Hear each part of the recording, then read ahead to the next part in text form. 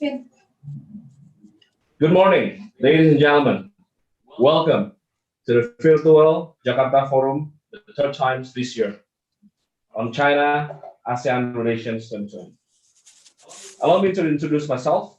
My name is Calvin Poe, FPCI Research Associate and Program Development, and I'll be your today's Master of Ceremony. Today's discussion will title Reinforcing Regional Economic Recovery Against COVID-19. Our discussion today aims to review ASEAN-China economic cooperation has contributed to the regional economic recovery.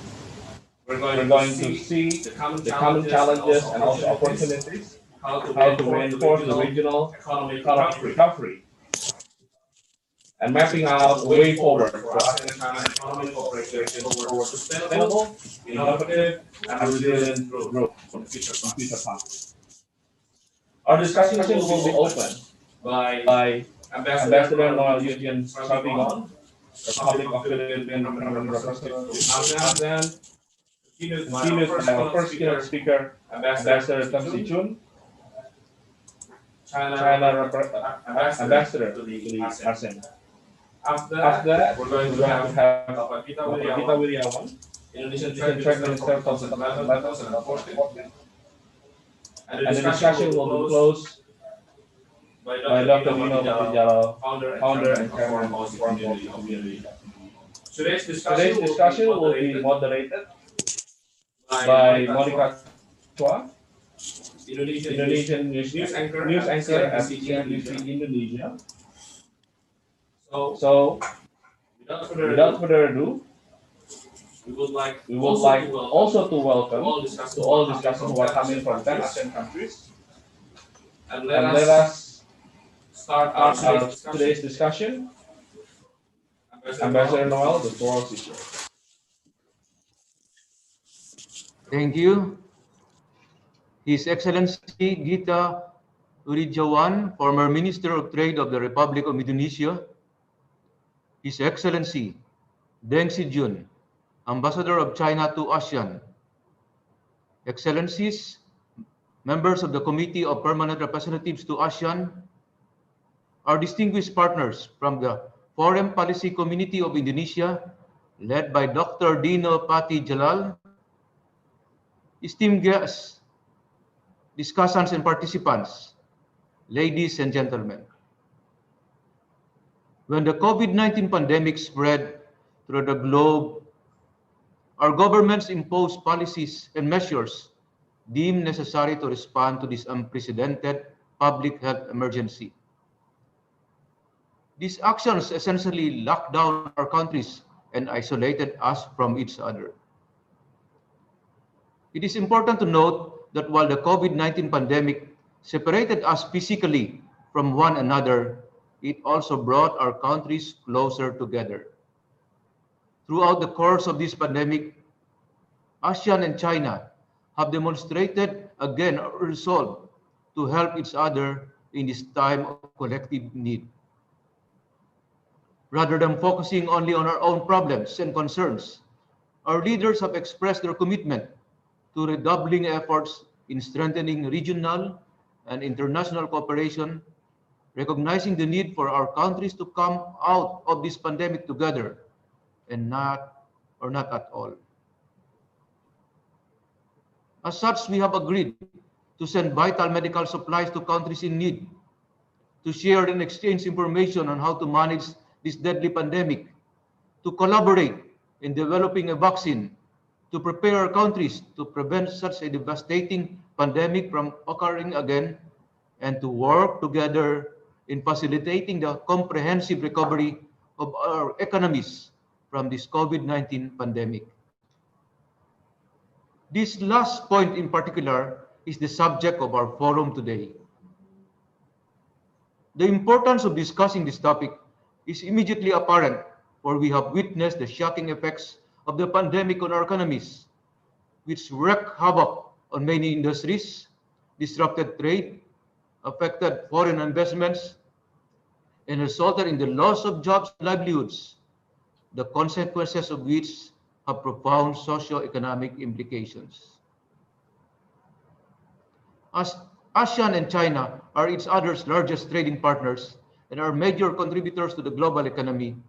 The direction our countries take today in responding to this pandemic is crucial in settling the model for economic recovery in the future.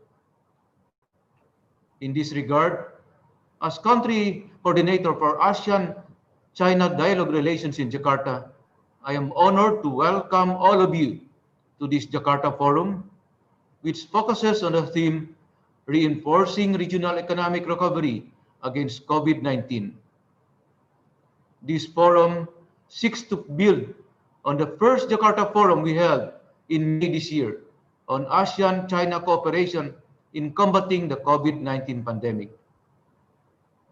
I wish to thank our co-organizer, the Mission of China to ASEAN, and our partner, the Foreign Policy Community of Indonesia, for organizing again this forum. I also wish to express our appreciation to all our distinguished discussants and experts for sharing their time and knowledge on this crucial topic of interest to all of us. I look forward to a robust exchange of views and the identification of recommendations on this important topic. Let us use this opportunity to work towards a sustainable, inclusive, and resilient economic recovery of our region. Thank you. Thank you, Ambassador Noah. Let us begin our first keynote speaker, Your Excellency Ambassador Teng Sichun, the People's Republic of China Ambassador to ASEAN. The floor is yours. Excellency Mr. Gita Wajawan, ex-Minister of Trade of Indonesia, Excellency Ambassador Noel of the Philippines and all other CPR ambassadors, Excellency Ambassador Dino Pati Jalal, founder of FPCI, experts from China and ASEAN member states, colleagues and friends, good morning. I extend my warm welcome to you all for joining us at the third virtual Jakarta Forum in 2020. Since its inauguration in early 2019, the Jakarta Forum has focused its discussion on important issues of China-ASEAN relations and East Asian cooperation, which is conducive to the stability and development of our region. This year, we've held the forum twice via video link, with the first one on regional cooperation against COVID-19 and the second on China-ASEAN Blue Economy Partnership. Today, we are having the third one under the theme of reinforcing regional economic recovery, which is the most pressing and relevant issue for our region today. Thanks to the joint efforts of regional countries, the pandemic in our region is generally under control.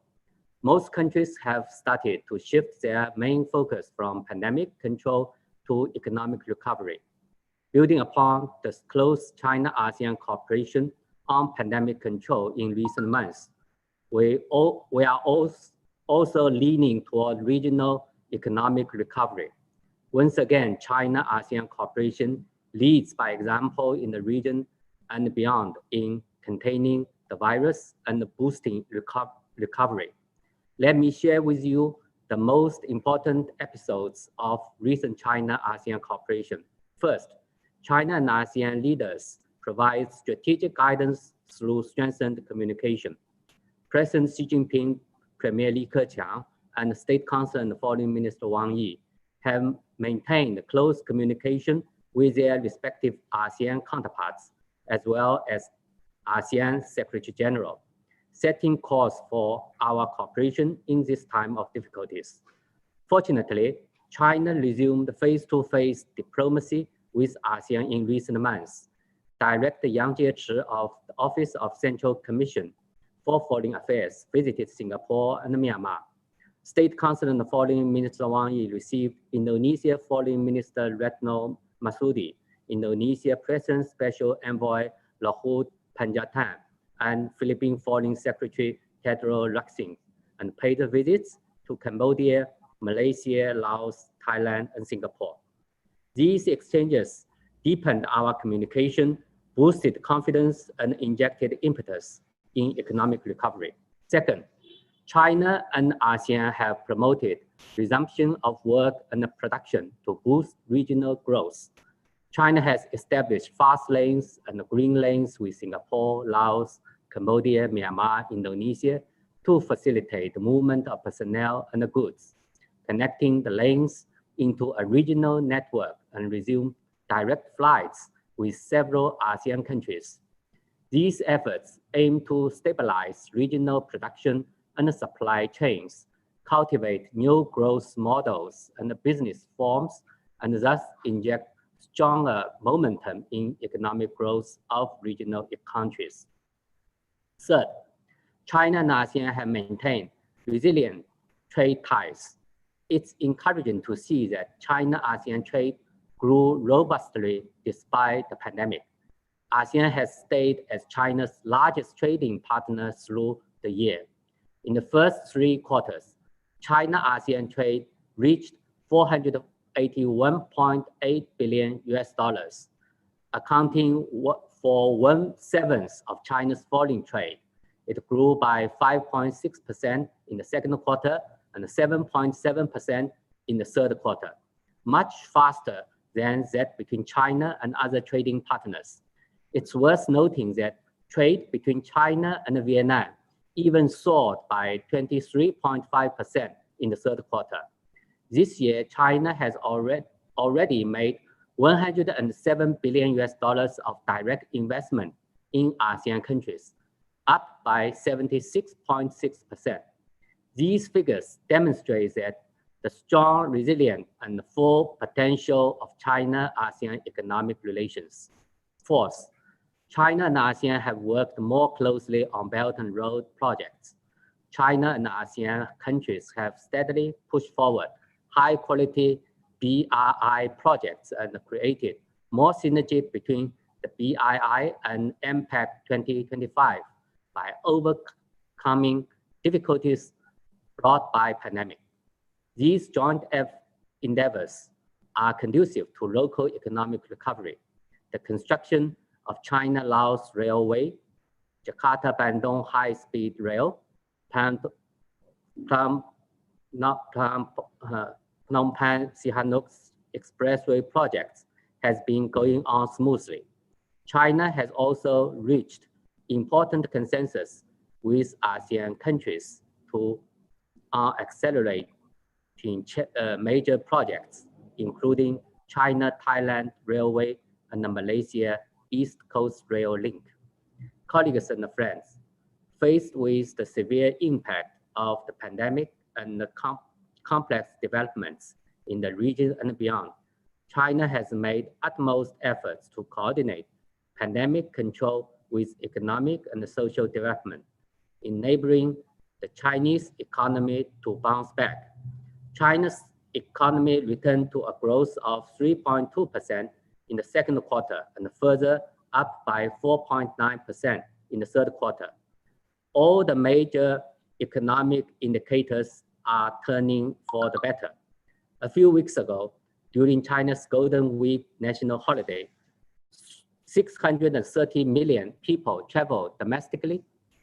China's retail and restaurant sales totaled 1.6 trillion yuan, about $240 billion, demonstrating the strong economic vitality.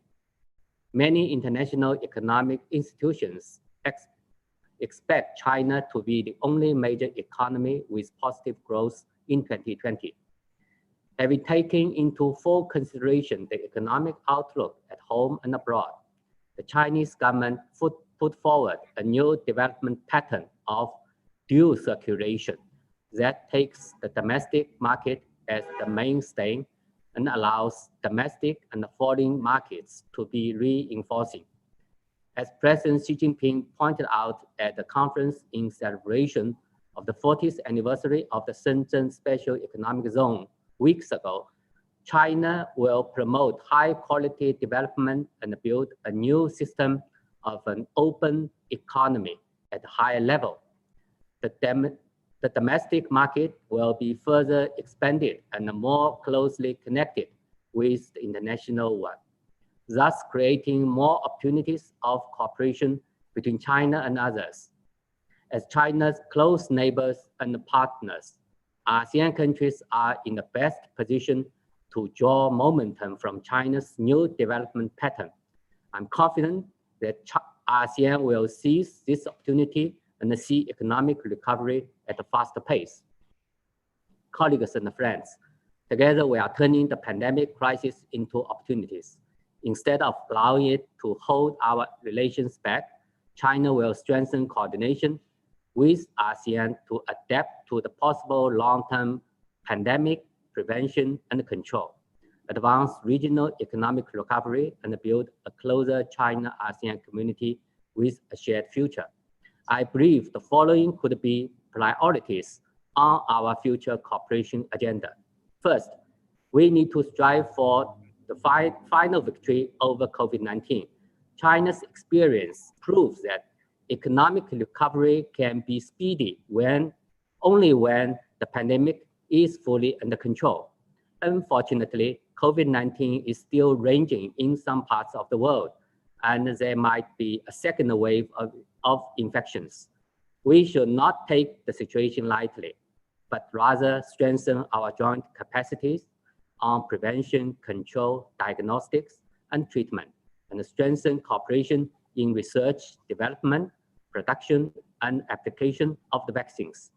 As one of the global front runners in vaccine development, China has 4 candidate vaccines in phase 3 trials abroad, including Indonesia. China recently joined COVAX, the global COVID-19 vaccine facility.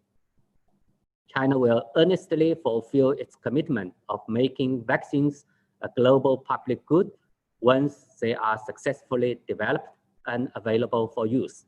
We will take the needs of ASEAN and other developing countries into consideration on a priority basis and help ASEAN prevent over the pandemic.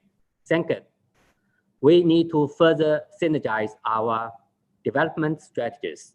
China looks forward to deepening BRI cooperation with ASEAN, better synergize the development of the Guangdong, Hong Kong, Macau Greater Bay Area with the new international land-sea trade corridor and advance regional connectivity projects.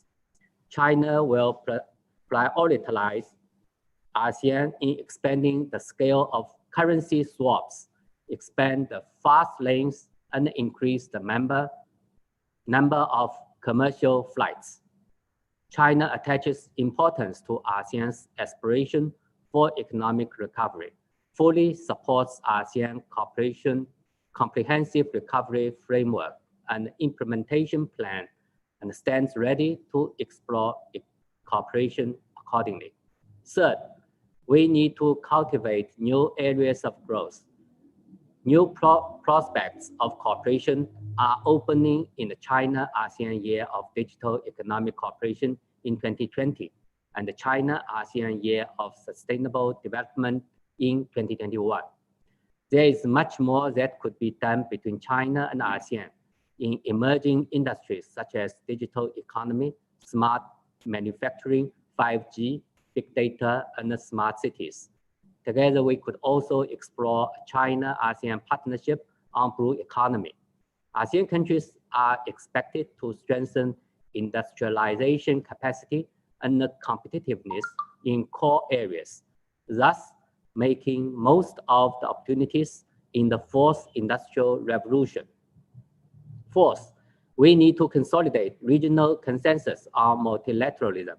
As this year marks the 10th anniversary of China-ASEAN Free Trade Agreement, China and ASEAN will jointly implement the upgrading protocol of China-ASEAN FTA. China will host International Import Expo and China-ASEAN Expo this month, and we are working on more important of agri-products from ASEAN, such as rice, palm oil, and tropical fruits. To move our ties forward, it's important to champion our Asian values of solidarity and collaboration, support the ASEAN-centered regional architecture, and uphold multilateralism and a win-win cooperation. In the meantime, it's also critical for us to oppose power politics and unilateral bullying, uphold the global free trade system, and work towards the signing of the RCEP within this year. Colleagues and friends, a review of history shows that crises have never been absent for China and ASEAN, be it the Asian financial crisis, the international financial crisis, SARS, or H5N1 influenza. However, China and ASEAN have withstood every test of the times, and our relations only emerged closer and the cooperation stronger. I will conclude my speech by saying that next year marks the 30th anniversary of China-ASEAN dialogue relations. I believe our valuable cooperation against the virus and on regional economic recovery will usher China-ASEAN relations to an even higher level. I thank you for your attention. Thank you, Ambassador Tang. Turning to our next keynote speaker is Bapak Gita Wirjawan, Indonesian Trade Minister from 2011 to 2014. Bapak Gita, the floor is yours. Very good morning. I want to thank Dino for inviting me to this forum, and I want to thank God for allowing Dino to recover to where he is today, and we hope that we all stay well and safe going forward. And I want to thank Ambassador Deng and Ambassador No for the earlier remarks.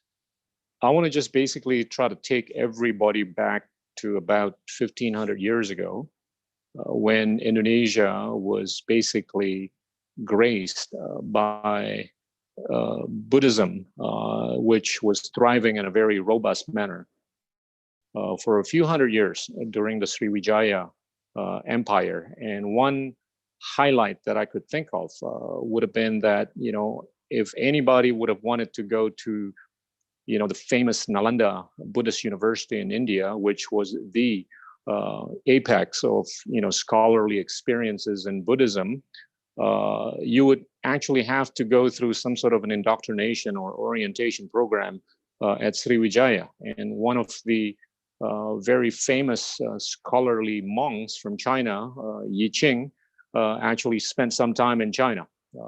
So this was basically the earlier characterization of the influences that have basically graced Indonesia in the last 1500 to 2000 years. Of course, Buddhism thrived for around 400 years.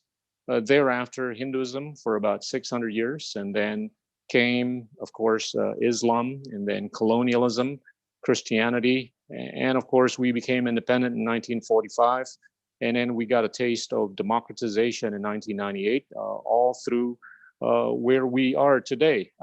This is to mainly highlight that Indonesia, being a big part of Southeast Asia, I think has stood very firmly and strongly in embracing multilateralism.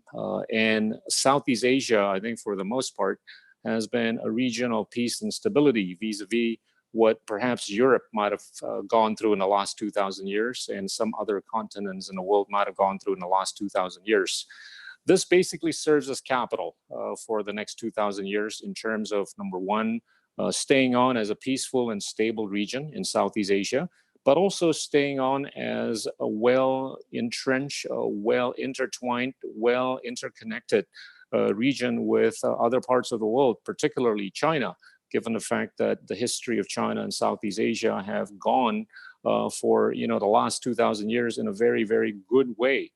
The second point I want to just highlight, as much as we think that the recent COVID phenomenon is quite unprecedented, and it's quite dissimilar with many of the episodic stresses that ASEAN has gone through in the last 2,000 years, it only reminds me that it is something that is not insurmountable, given the fact that we have actually gone through so many episodic stresses in the last 2,000 years. To highlight that, COVID has basically engulfed over 40 million people globally, and has basically caused a mortality rate, involving more than 1 million people globally. And if you peel the onion a little bit more, in ASEAN, we've had more than 800,000 people being infected, and with a mortality rate of, around 2%, but with a particular bias towards Indonesia, where the mortality rate is over 2.4%, with over 300,000 people being affected. This, I think, is something that has and will color the region in a peculiar way. And this is not too dissimilar with how I foresee a post-COVID era, where there's a number of attributes that are going to characterize a post-COVID area. The first one being the obvious deceleration of economic growth trajectory. And this is by way of the decline of aggregate demand that's been happening quite pervasively, globally speaking. Yes, there are positive biases in a number of countries. The second attribute on a post-COVID basis would be with respect to how basically productivity is likely to decline by way of the disruptions on the supply chain that's been happening in many parts of the world.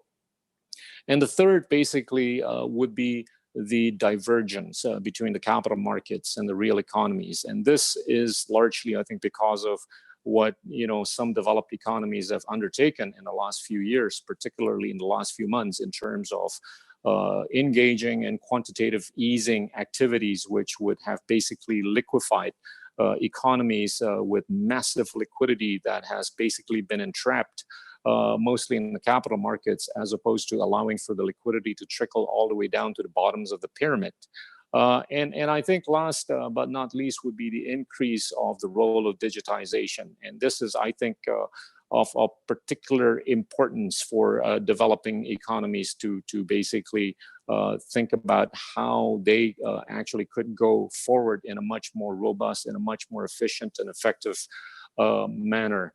The last milestone I just want to highlight before I start talking about what I think is important for ASEAN going forward would be the fact that the cooperative nature between China and ASEAN I think has been, as highlighted earlier, in the context of how we've been able to cooperate much more robustly in the last 10 years, ever since we signed that ASEAN-China Free Trade Agreement. And RCEP has always been a concept that I've embraced very diligently since the beginning of time, vis-a-vis the other, of course, provocations for some ASEAN countries to embrace TPP.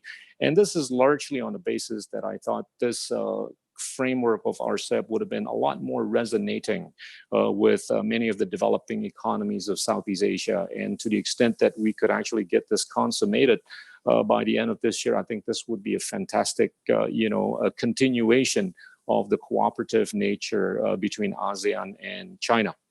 Now, when I get asked in terms of what's important going forward for countries in Southeast Asia, I just want to basically highlight there's essentially two things. The first one being how actually ASEAN could attain the kind of economic equity that we all envision. And this is largely, I think, driven and characterized by the degree to which we can be financially included.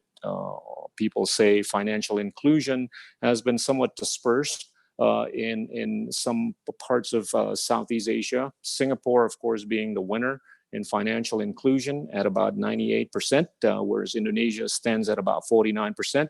And of course, some other developing countries in Southeast Asia are not as robust as Singapore is in terms of their financial inclusiveness.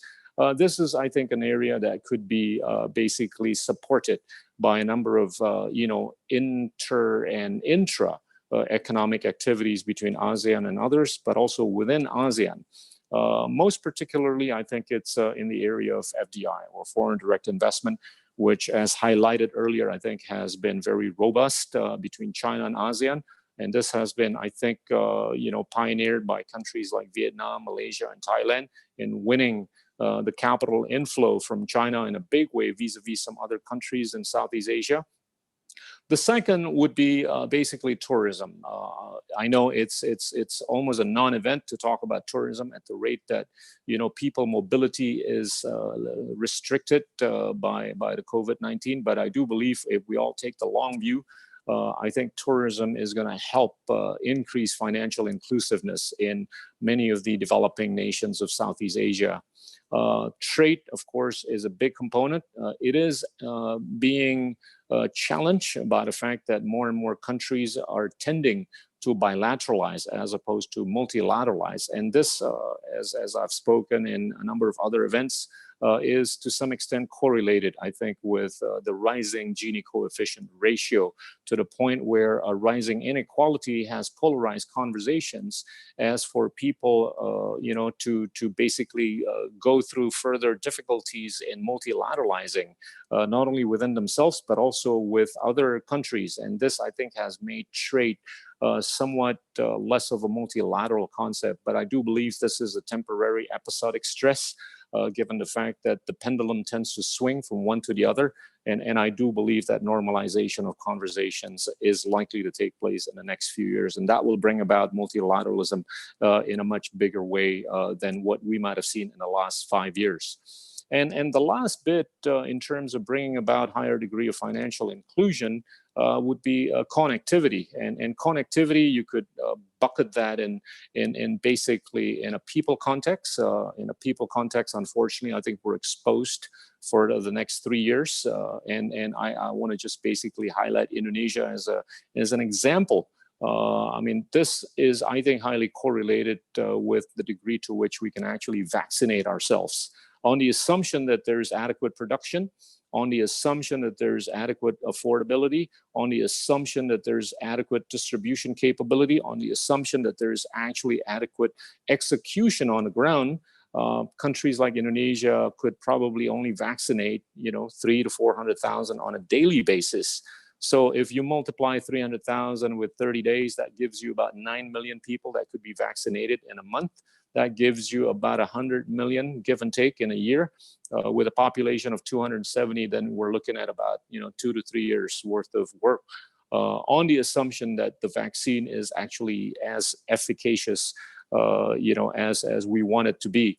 That, I think, will expose countries like Indonesia, economically speaking, and that, I think, is inhibited not only by the fact that we have restricted people mobility, but we also have limited fiscal space, and we have limited monetary space. And that will, I think, allow for somewhat of a recovery rate that's not going to be as robust as we all want it to be.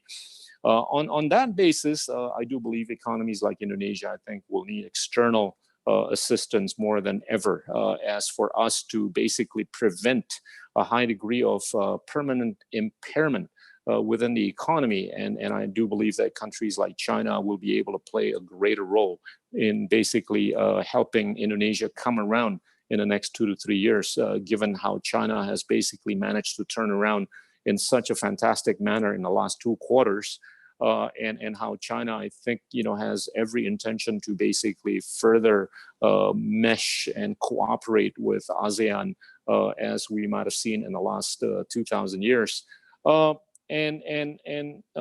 Basically, the second bucket would be with respect to climate. I know this is a topic that not many people like to talk about. So the first one would have been with respect to financial inclusion. The second, I just want to highlight, the fact that China, I think, has been a pioneer in basically advancing the narrative of how we want to be able to preserve the planet in a good way, unlike what we might have seen in the United States, which has been somewhat, I think, disingenuous and disrespectful of the climate accord that most countries in the world would have wanted to embrace. And this is on the basis that, the planet only has about 3,000 to 4,000 gigatons of carbon left. And at the rate that, we emit carbon at a rate of around 60 gigatons, humanity only has about 50 to 60 years left. And I do believe the way China is basically standing up with its climate narrative for the purpose of climate accord, and also trying to basically reduce its dependence on fossil fuel by way of coming up or declaring very, very ambitious targets as of 2025 and as of 2030 and as of 2035. This, I think, will have a positive impact on Southeast Asia at the rate that a number of Southeast Asian countries cannot even begin to afford to think about how we should basically address climate change in a judicious manner, to the extent that China will have a positive impact on conversations with respect to climate change in Southeast Asia. I do believe that this will have a fantastic positive influence on the rest of the conversations within the rest of the world. And we're seeing this in the context of not only how China is basically trying to stay away from coal, as it has been dependent for the last 30, 40 to 50 years going forward, but it also has basically shown a proactivity in terms of electrifying mobility, be it automotive vehicles or other types of vehicles which are basically on electricity as opposed to fossil fuel, and this, I think, will speak in the years to come very, very positively for Southeast Asia, particularly Indonesia and other countries in Southeast Asia. So in sum, I've basically alluded to how history has, I think, shaped not only our conversation between China and ASEAN in a very positive manner, but also speak of how we have to basically be collaborative in handling this current episodic stress of COVID. But I do speak in a very, very passionate manner with respect to how I think ASEAN and China could work even closely in terms of financial inclusiveness, but also in terms of how we want to be able to preserve the planet, for the sake of our future generations. Thank you very much. Thank you, Bapak Gita. Our keynote speakers this morning have given us a very comprehensive context and ASEAN analysis of today's ASEAN economy, and also with relation to China. Now, let us begin our morning Jakarta forum. Please welcome our moderator, Monica Chua. Monica, the floor is yours. Hello, everyone, and a very good morning to everyone here. I hope everyone is healthy and safe. Let me introduce myself. My name is Monica Chua. I'm a business and economic anchor at ASEAN-BC Indonesia TV. And first of all, I would like to express my gratitude to the founder of FPCI, Dr. Dino Patijalal, for inviting me here. Our keynote speakers, His Excellency Gita Wirjawan, our former Minister of Trade, His Excellency Deng Shijun, Ambassador of the People's Republic of China to ASEAN, His Excellency Noel Servigon, the Ambassador of the Philippines to ASEAN. Thank you very much for your time and also very mind-opening remarks. Thank you.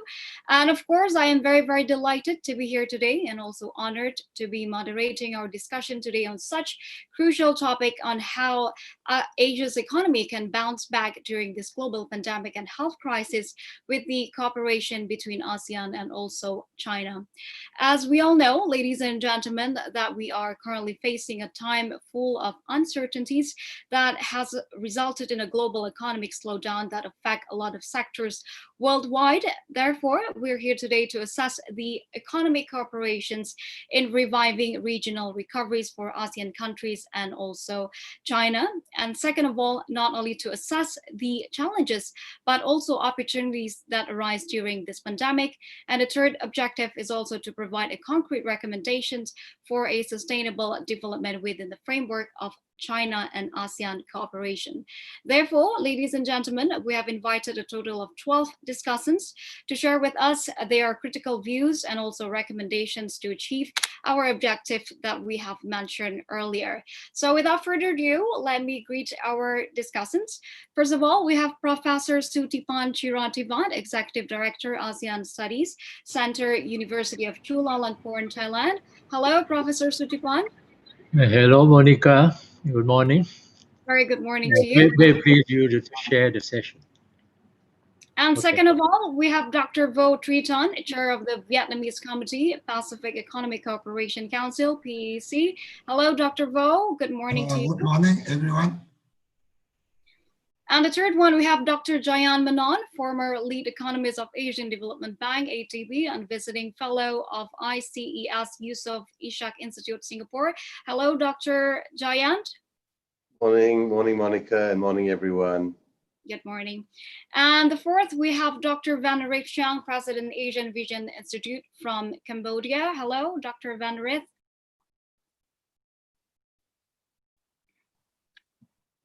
Good morning. Thank you. Good morning. And next one, we have Dr. Alvin Ang, Director at TNU Center for Economic Research and Development from the Philippines. Hello, Dr. Alvin. Good morning, Monica, and to everyone. Good morning. And next we have Dr. Hazwan Haini, lecturer in economics and associate fellow of the Higher Education Academy UK, UBD School of Business and Economics, University Brunei Darussalam. Hello, Dr. Hazwan. Hi, thank you, Monica. Hello, good morning. And next we have Dr. Julia Puspadewi Tijaja, ASEAN Integration Monitoring Directorate Asian Secretariat. Hello, Dr. Julia. Good morning, Monica, and good morning all. Good morning.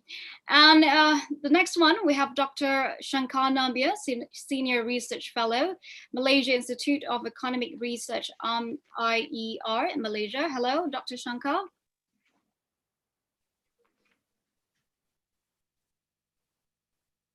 Yeah, and the next one, we have Miss Hanin Piu Pialumen, lecturer and head of Department of Economics, Dagon University, Myanmar. Hello, Miss Hanin.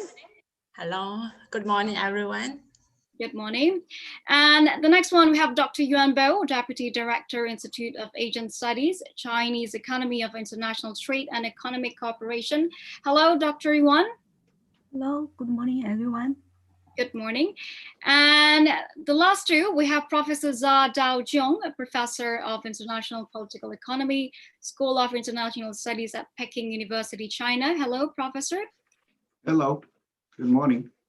And last but not least, we have Professor He Liping, a professor of School of Business, Beijing Normal University, China. Hello, Professor He. Hello, good morning, everyone. Good morning to you. So welcome all discussants, and thank you very much for joining our discussion today. And also welcome all ladies and gentlemen, all participants to the virtual Jakarta Forum on ASEAN-China Relations 2020. And before we begin, let me remind you that we encourage everyone to actively join this discussion, where you can drop your question down below in the comment section with the format name, affiliation, question, and who your question is addressed for, and your questions will be answered in the Q&A session later after the discussion. And next, ladies and gentlemen, to have a broader context, we will now have a panel discussion where I invite our discussants and ambassadors of ASEAN countries to ASEAN to respond to the keynote speech earlier.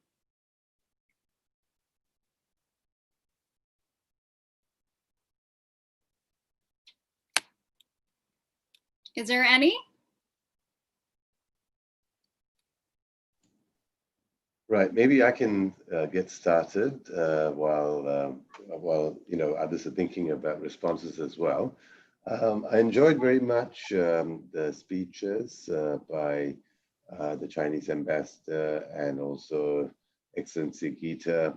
And I want to pick up on a particular theme that both of them touched on.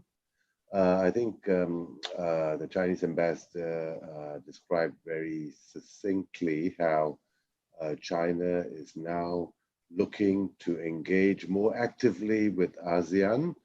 I think Excellency Gita also mentioned how we cannot forget tourism and the important role that it needs to play in ASEAN's recovery. And I think we need to start thinking ahead in terms of recovery.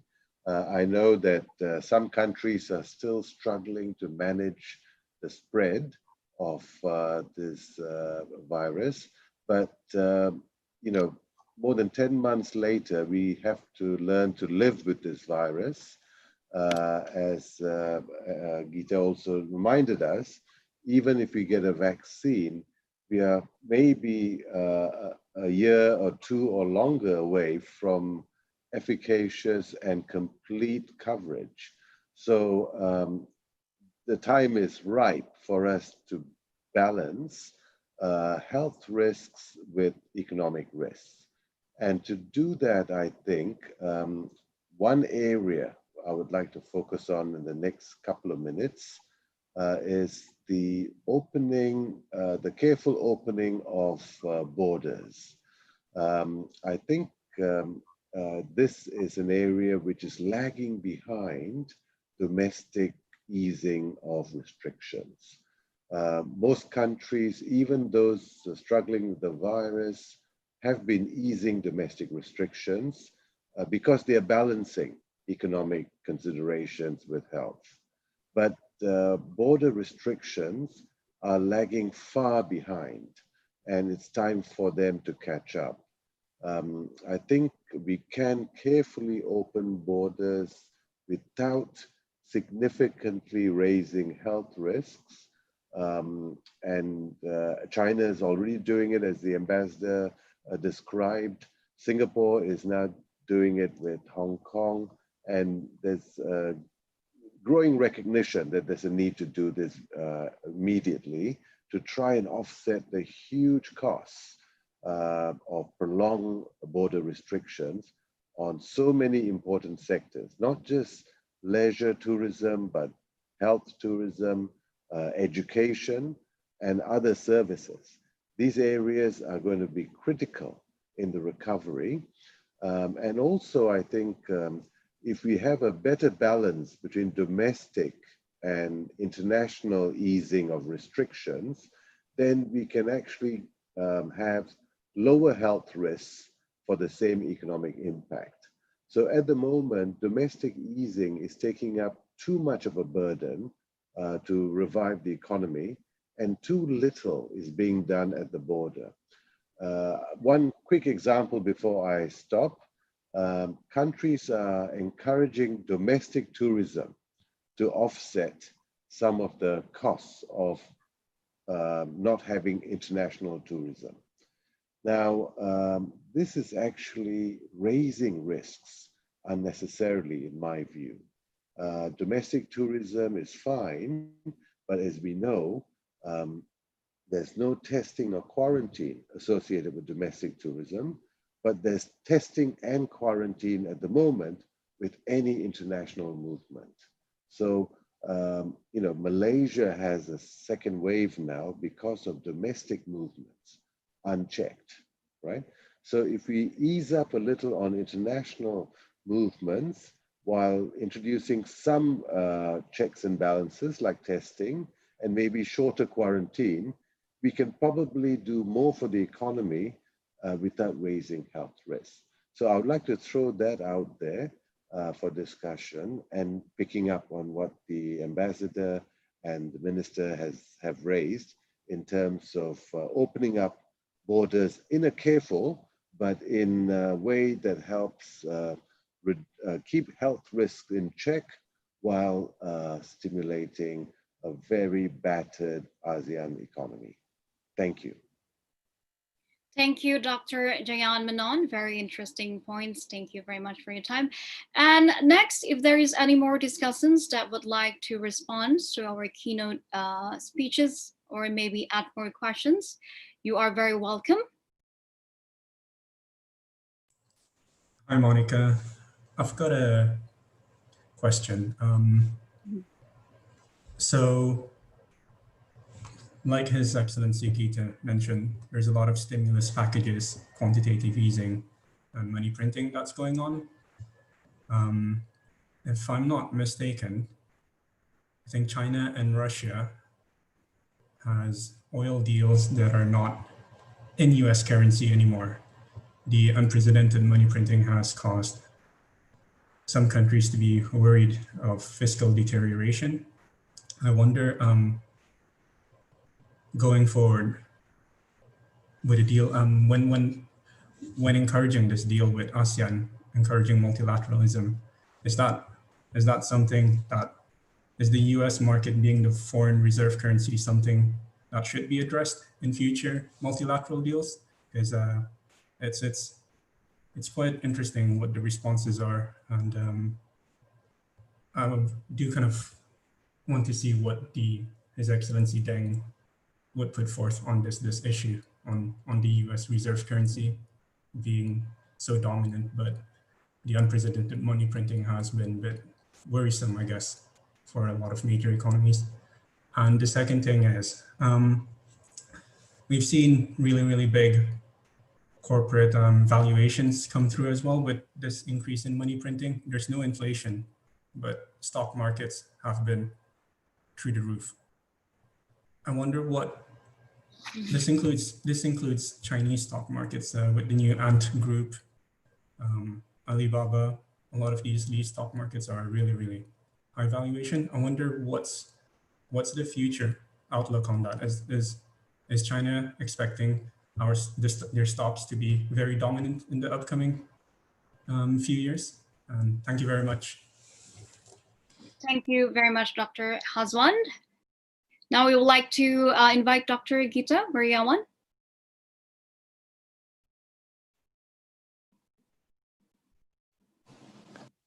Sure. Look, I mean, as much as we would like to think of this as an economic issue, we should also think about it as a health issue more predominantly. But I'm actually a lot more fundamental in the sense that I see this more as an information issue, right? And I think there would be a lot more physical, communal people mobility as long as we can actually mitigate, if not eliminate, the risk of disinformation. I mean, as much as or as long as we're not sure about whether or not the guy next to us has been infected, that I think causes uncertainties. With respect to just about any physical activity, and of course, ultimately with respect to economic activity, and that basically puts a discount on trade, on tourism, on investment, because you would only make an investment as long as you can physically be there and check out, whether the location for the factory is going to be good enough. And you can only visit as a tourist if you can actually eliminate or mitigate that risk of information or disinformation. And I do believe, and I think I sort of echo what has been alluded earlier. There should be a mechanism or a way with which we can actually prevail as tourist destinations with people moving into those destinations, even though there's still this ongoing episodic stress of COVID-19, as long as the information dissemination is done in such a way that it actually causes comfort within everybody, so that he or she knows not to go to a certain place. And that information is not only credible, but verifiable. So the verifiability and the credibility of information, I think, would be attributes in basically reducing, if not eliminating, the risks of disinformation. Second, with respect to whether or not the U.S. should stay on as a reserve currency, I'm not fixated with that. I'm pretty pragmatic about it. If we take a look at the way SWIFT transactions are taking place, the US dollar occupies about 43 to 44% of that parking space, and the euro occupies about 34 to 35%, and the renminbi occupies, unfortunately, still below 2% of the global SWIFT cross-border transactions. I do believe that in the near future, that 2% figure is going to shoot up in an exponential manner, given the fact that China's economy is basically continuing to be robust as ever. And that, I think, will have an impact on conversations around China's economy. You can call it in the context of Southeast Asia's economies. And the fact that digitization now is playing not only a bigger part in creating and ushering a higher degree of financial inclusiveness, I do believe digitization, whether it's being spearheaded by the Tencents of the world, the Alis of the world, or the Baidus of the world, I think it's going to play a role in basically moving the needle from 2% to a much higher percentage. And that, I think, will change the conversation as to whether or not the renminbi deserves to be the global reserve currency. And I do believe that, once it hits a scale that is around where the euro and the US dollar is, I think that would be a very, very different conversation in terms of whether or not the renminbi or yuan could be, the reserve currency of the world, as opposed to what we might have been seeing in the last few decades. With respect to inflation, I'm a big believer of the role of technology, collapsing cost. And I'm not, when we went to school earlier, we were educated that inflation was the cancer of any economy. And I do believe that, with how technology or technological innovations in the past 10 years and are likely to continue collapsing cost structures within so many business models. And unfortunately, this would be by way of some disruptions and dislocations upon pre-existing business models. I do believe that the risk for an inflationary pressure that we might have seen in the last 40 to 50 years is misplaced. And I do believe that the next 10 to 20 years, I think, is going to be characterized a lot more by a very, very low inflation environment, if not a potentially deflationary environment. And I do believe that, the sandwich or the dichotomy between, the inflation of financial assets that we might have seen in stock markets of the United States, Europe, Japan, and China, vis-a-vis the corresponding real economies or the corresponding inflationary environments of the corresponding economies. This is largely because of the fact that the mechanism within each one of the corresponding economies or countries has not allowed for a proper, if not comprehensive, trickling down of the liquidity into the bottom of parts of the pyramids. And this is, I think, an issue that needs to be addressed, because as long as the inflation of financial assets will continue to exceed that of the real economies, which we have seen ever since 2008, when the first major exercise of quantitative easing in modern times has been done, this, I think, will basically just continue to polarize conversations, and any hope for multilateralism that we might have seen until 5 to 10 years ago, I think is somewhat misplaced. And I do believe that, not only governments, but I think the private enterprises, I think, ought to work together, in a collaborative manner to make sure that, number one, money that's been printed or money that's been basically created, in a traditional manner through the, fiscal space of the respective country, would basically be redistributed in a judicious manner, so that there is less inequality, so that the Gini coefficient ratio will continue to climb down below 40%, below 30%. I mean, look at Indonesia. Indonesia is characterized by a Gini coefficient ratio of around 38 to 39. Even China and the US are at 48 to 49. And these, I think, empirically are, potential causes for the difficulties with which we have a conversation. And that inequality, I think, will continue to have an impact on multilateralism. Thank you, Pa Gita. Very, very interesting points. Thank you very much. And thank you to our keynote speakers and also discussants for bringing up interesting points. So without further ado, we will now start our first section of the discussion on assessing ASEAN and China cooperation in reviving regional recovery. Ladies and gentlemen, as we know that the COVID-19 pandemic has resulted in demand spike for certain products, which prompted countries to apply a more strict export and also import measures in order to first fulfill its domestic demand. And in responding to those policies and the need for regional economic recovery, the question here is what would be the best approach in balancing the domestic and also regional demands? In the context of ASEAN external partners, such as with China, what kind of initiatives are more suitable and could be pursued to address this situation? For the first questions, I'd like to go to Dr. Vo Tri Tan from Vietnam. Thank you very much. Can you hear me? Yes, the stage is yours, Dr. Vo. That's a not easy question, but in broader context, I think to overcome the difficulties amid COVID-19 and also to recover the economy in the region, we need to think about the very fundamental issues.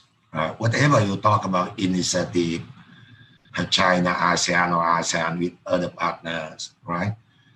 Number one, because of COVID-19, protectionism and tension between China and US, right?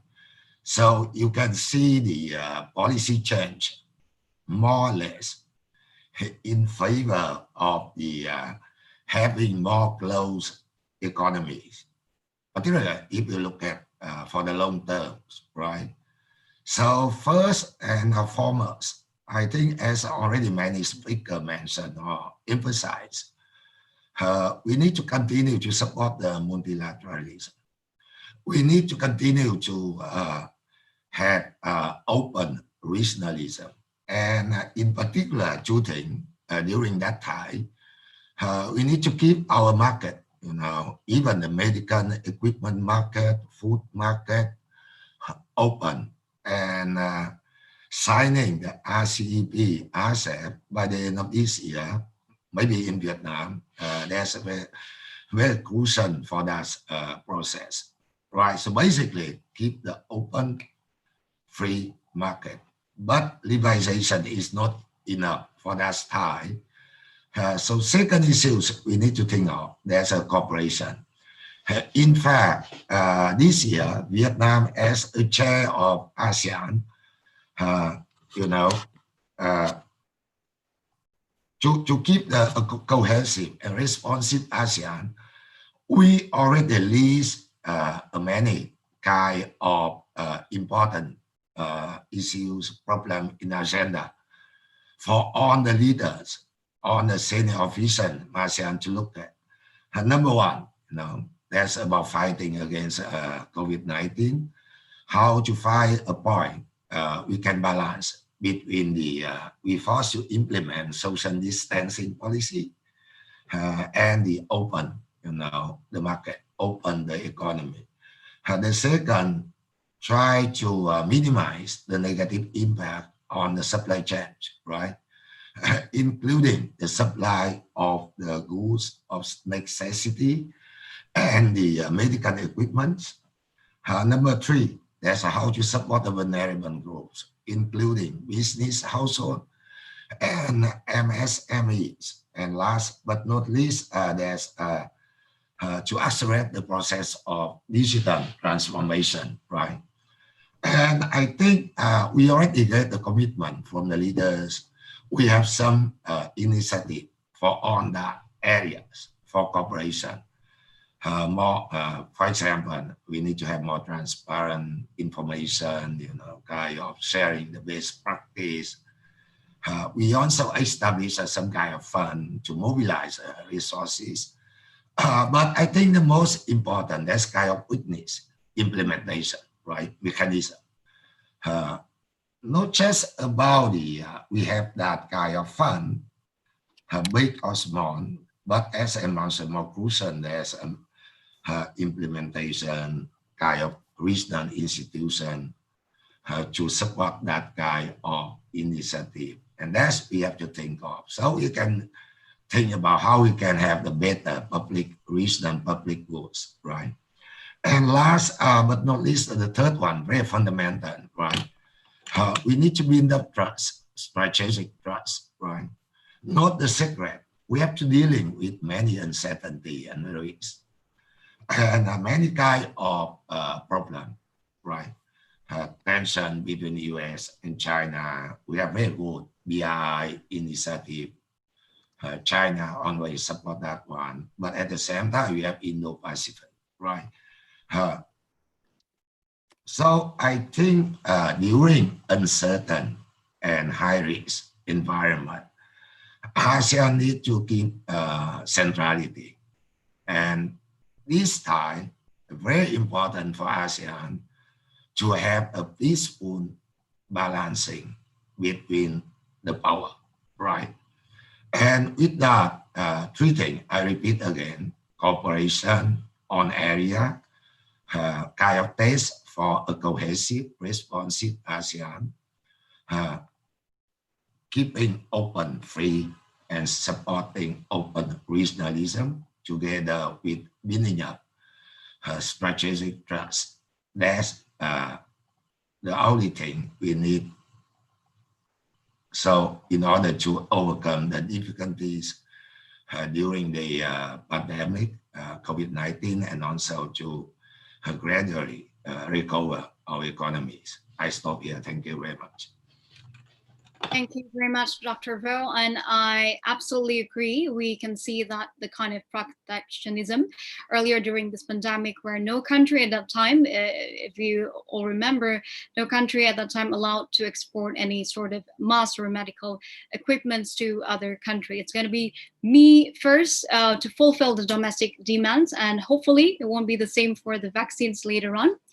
And next, moving on to from investors' point of view, ladies and gentlemen, we do know that the pandemic creates uncertainties, in particular for investors, where ASEAN Policy Brief in April 2020 said that ASEAN big economies such as Indonesia, Philippines, Thailand, and Vietnam all experience a big loss in their stock market. And simultaneously, millions of jobs are gone during the pandemic. And FDI, foreign direct investment, on the other hand, is also an important element for creating jobs, boosting productivity, and strengthening national economy. However, it seems that during this pandemic, as mentioned by Pak Gita just now, it seems that investor has lost its appetite during a time of uncertainties to invest.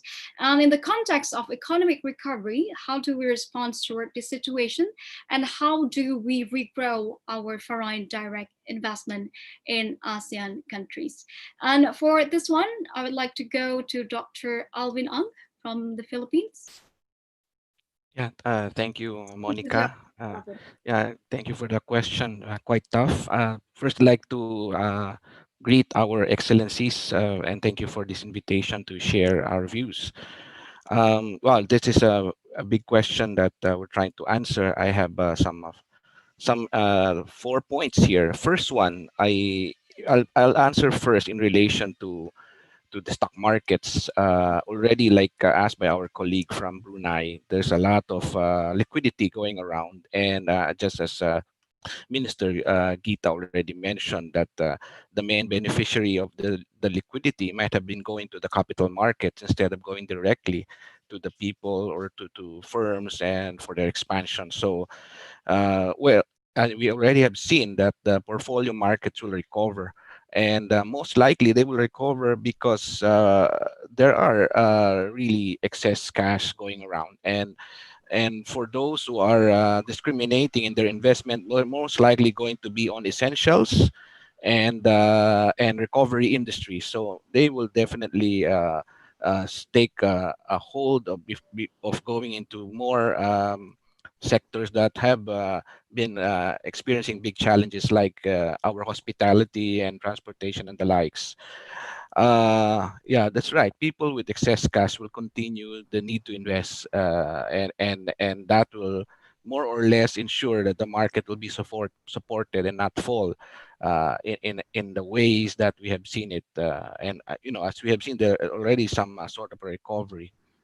The second point, I think, in relation now to the foreign direct investments, I'd like to take a possibility in the long term after COVID is arrested.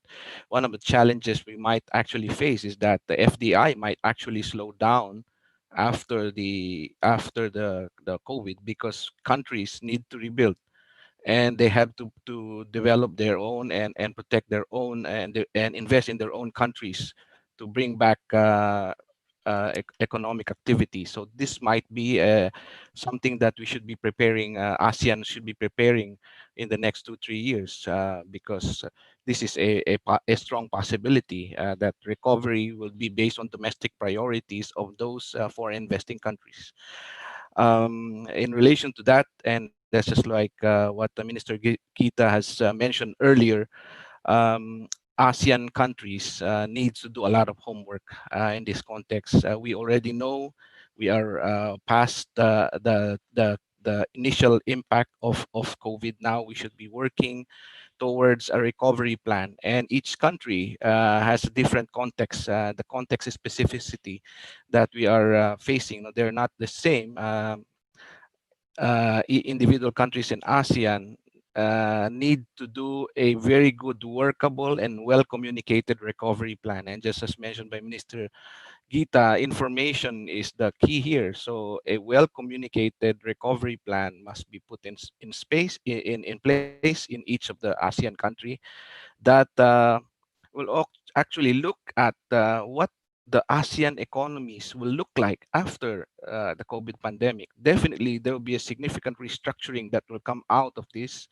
The highly services oriented sectors will greatly shift back to some basic industries, the essential industries that may remain for a long time, since it's very likely that even if there's a vaccine, we will continue with a lot of restrictions in movement. So that is something that ASEAN nations need to prepare, particularly in skills and labor. What kind of skills and labor training are we doing? Because a lot of people will permanently be out of jobs because of the pandemic.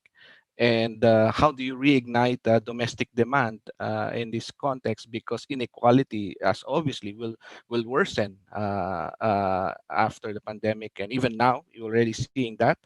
So technology is doing a lot, but as already mentioned, the financial inclusion is a big challenge in big ASEAN countries like Philippines, Indonesia. That's really a thing that we need to address very clearly. And in relation to that, I agree with my colleague from Vietnam. You know, the work of having and the RCEP and having a very nice uh, open window, particularly in the aspect of food and health related necessities should continue. This is important because ASEAN as a partnership should continue in the, you know, we should not forget that we have already an ASEAN integration that has happened, and that shouldn't be revised, but retraced. You know, what have we done? What have we have there? And so most likely a regional public goods in the context of infrastructure may be something that we can work together on uh, in the common needs in the region, particularly in the digital gap. How do you address the digital gaps in the region? And this is where like Ambassador Deng has mentioned, the role of China becomes an important element, because China, uh, the FDI that you will come out in the future, and if China is going to take the lead of that, and just like what the ambassador had said, it will depend on the regional value chains, and of which this region is very strong. And so the question is, what will be the priority of the value chains after the pandemic? And then China as the lead can take and initiate, revise the Belt and Road infrastructure towards putting together not only physical infrastructure, but the soft infrastructure needed because of the digital transformation moving forward. And I think I'll end with that. And very important, I would reiterate what my colleague Dr. Vu from Vietnam had mentioned, that not to close the food and health the cooperation along that line, because that will be very crucial. And so when all of these structures are in place, FDI will surely follow back to ASEAN. And that's what we want first, to do our own homeworks in the region, and then it will naturally attract back FDIs. Thank you. Thank you, Dr. Alvin, for raising a quite interesting issue about the post-COVID-19 that FDI, foreign direct investment, might slow down as countries, both developed and emerging countries, actually need capital to rebuild their countries. And I think this matter should be anticipated by our policymakers as well. Thank you very much, Dr. Alvin. And next, ladies and gentlemen, moving on to Industry 4.0 and the use of information technology in e-commerce and also financial services that have been trends in both Southeast Asia and East Asia, even before the pandemic. And during the pandemic, when people are at home and social restrictions policies are being imposed, we can see that the businesses in e-commerce and digital financial services have become the driver for many countries' economies during the recent time. And it is clear to see that the digital markets, financial services, and Industry 4.0 are an integral part of our future economic development. So how do we maximize the use of e-commerce, digital financial services, and Industry 4.0 to expedite regional economic recovery? For this one, I'd like to go to Dr. Shankar Nambia from Malaysia.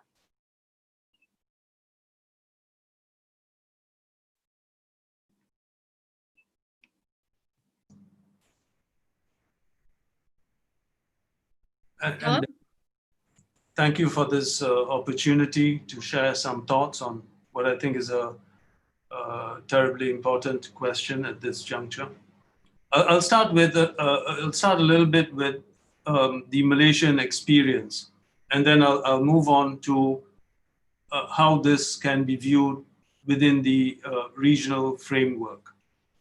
Malaysia has been grappling with the question of the middle income trap for some time now.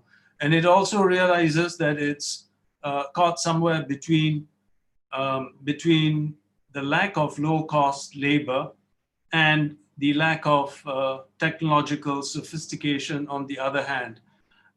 So while we have lost the low-cost labor advantage at this point, we also haven't yet fully achieved technological sophistication. We've got quite a long way to go to achieve technological sophistication.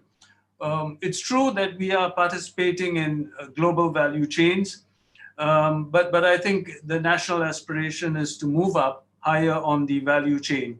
And I think there's the realization that the value added that we contribute to the GVCs is not high enough, and it could be increased, it could be improved upon. We seek to attract high quality FDI. Now, this is not something that has come about. This realization is not a new one. It's not something that has come about just due to the COVID experience, but it has been this thinking has been around for some time now. It's just that it's highlighted, it's brought to the fore because of COVID. So we do see the need for IR4, for automation, robotics, AI. I think typically companies in Malaysia have been dragging their feet on these things. The Ministry of International Trade and Industry has been trying to encourage it with varying responses from different sectors of industries in Malaysia. But now with COVID, we see very graphically, in a very tangible way, the need to adopt these technologies and to embrace IR4 more completely. And I think this is where regionalism and multilateralism come into effect, because we see ourselves as being a very important part of ASEAN. We see ourselves as perhaps being a hub within an investment hub within ASEAN. And we also hope to seek to take advantage of RCEP. Now, within that context, it makes a lot of sense for us to take advantage of our long-standing friendly relations with China, and also to take advantage of the fact that China has been a very interested partner in the development of ASEAN. There are some initiatives that have seen some kind of fruition, including infrastructure projects in Malaysia, the ECRL, for instance. But more specifically, in terms of IR4, I think Malaysia has realized, has seen the opportunities that it could avail of itself by taking advantage of the pre-existing economic cooperation with China, and acknowledging the fact that China has considerable expertise in areas like fintech, artificial intelligence, robotics, and the like. In that context, I think I'd also like to point out that Malaysia is in the process, or is in serious plans to roll out 5G, and we see opportunities that can arise from greater cooperation with China in this respect. So I see great value arising from Malaysia's cooperation with China on one hand, and also how the region as a whole, ASEAN, without sacrificing ASEAN centrality, how it could integrate itself, engage itself more deeply and profitably with China. Thank you.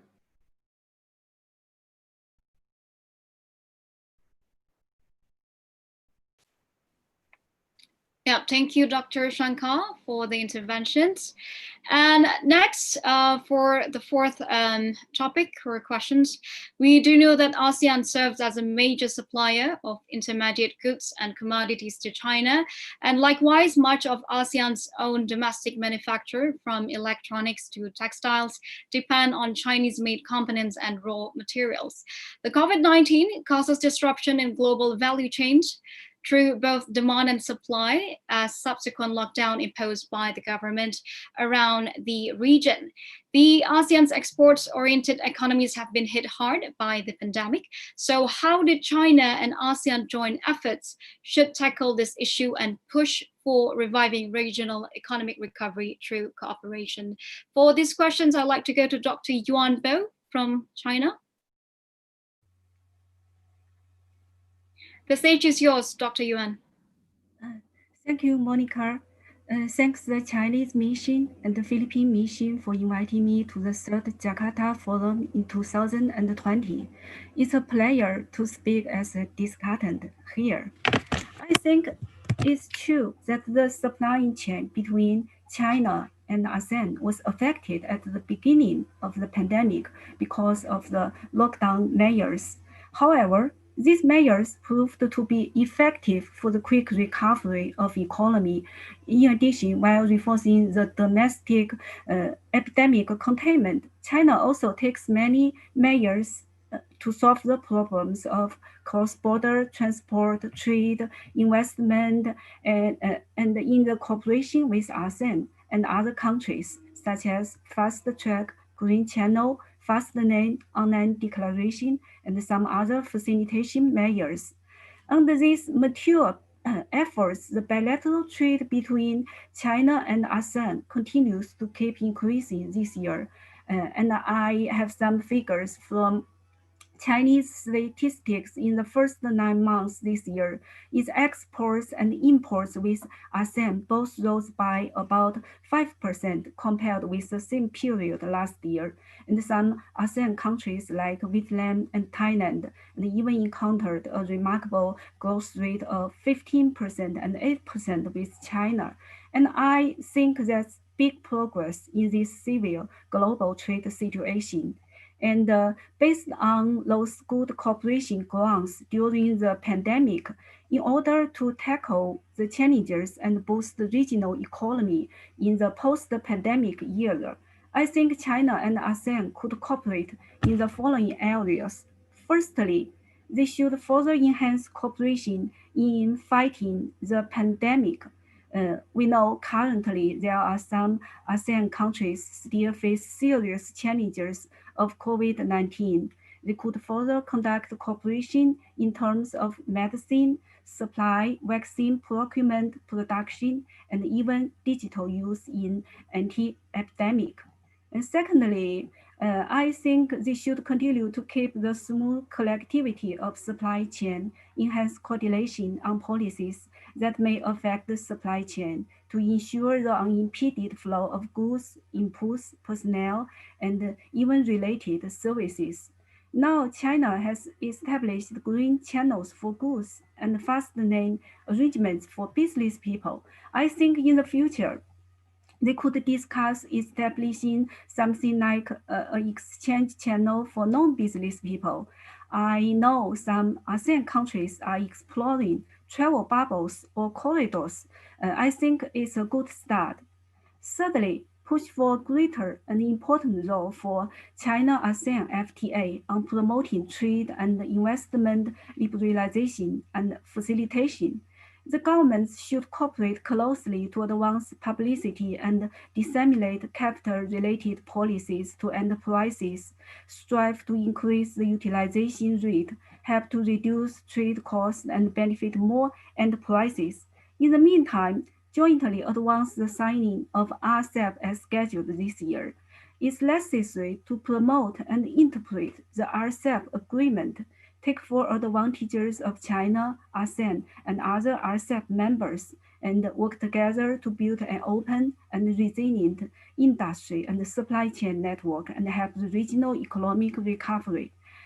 Finally, China is striving to forge a new development pattern, just like what Ambassador Deng said previously, where domestic and foreign markets can boost each other with the domestic market as the mainstay. Now, China's economy is recovering stably, and it will continue to push for a high-level opening policy. Just this week, the third China International Import-Export will be held in Shanghai, and I believe with the potential expansion of China's domestic consumption and market size, and more ASEAN products will be able to enter the Chinese market, and more ASEAN companies will invest in China to set up business and vice versa. Thus, it will further deepen bilateral cooperation and mature benefits for both parties. And with that, thank you very much.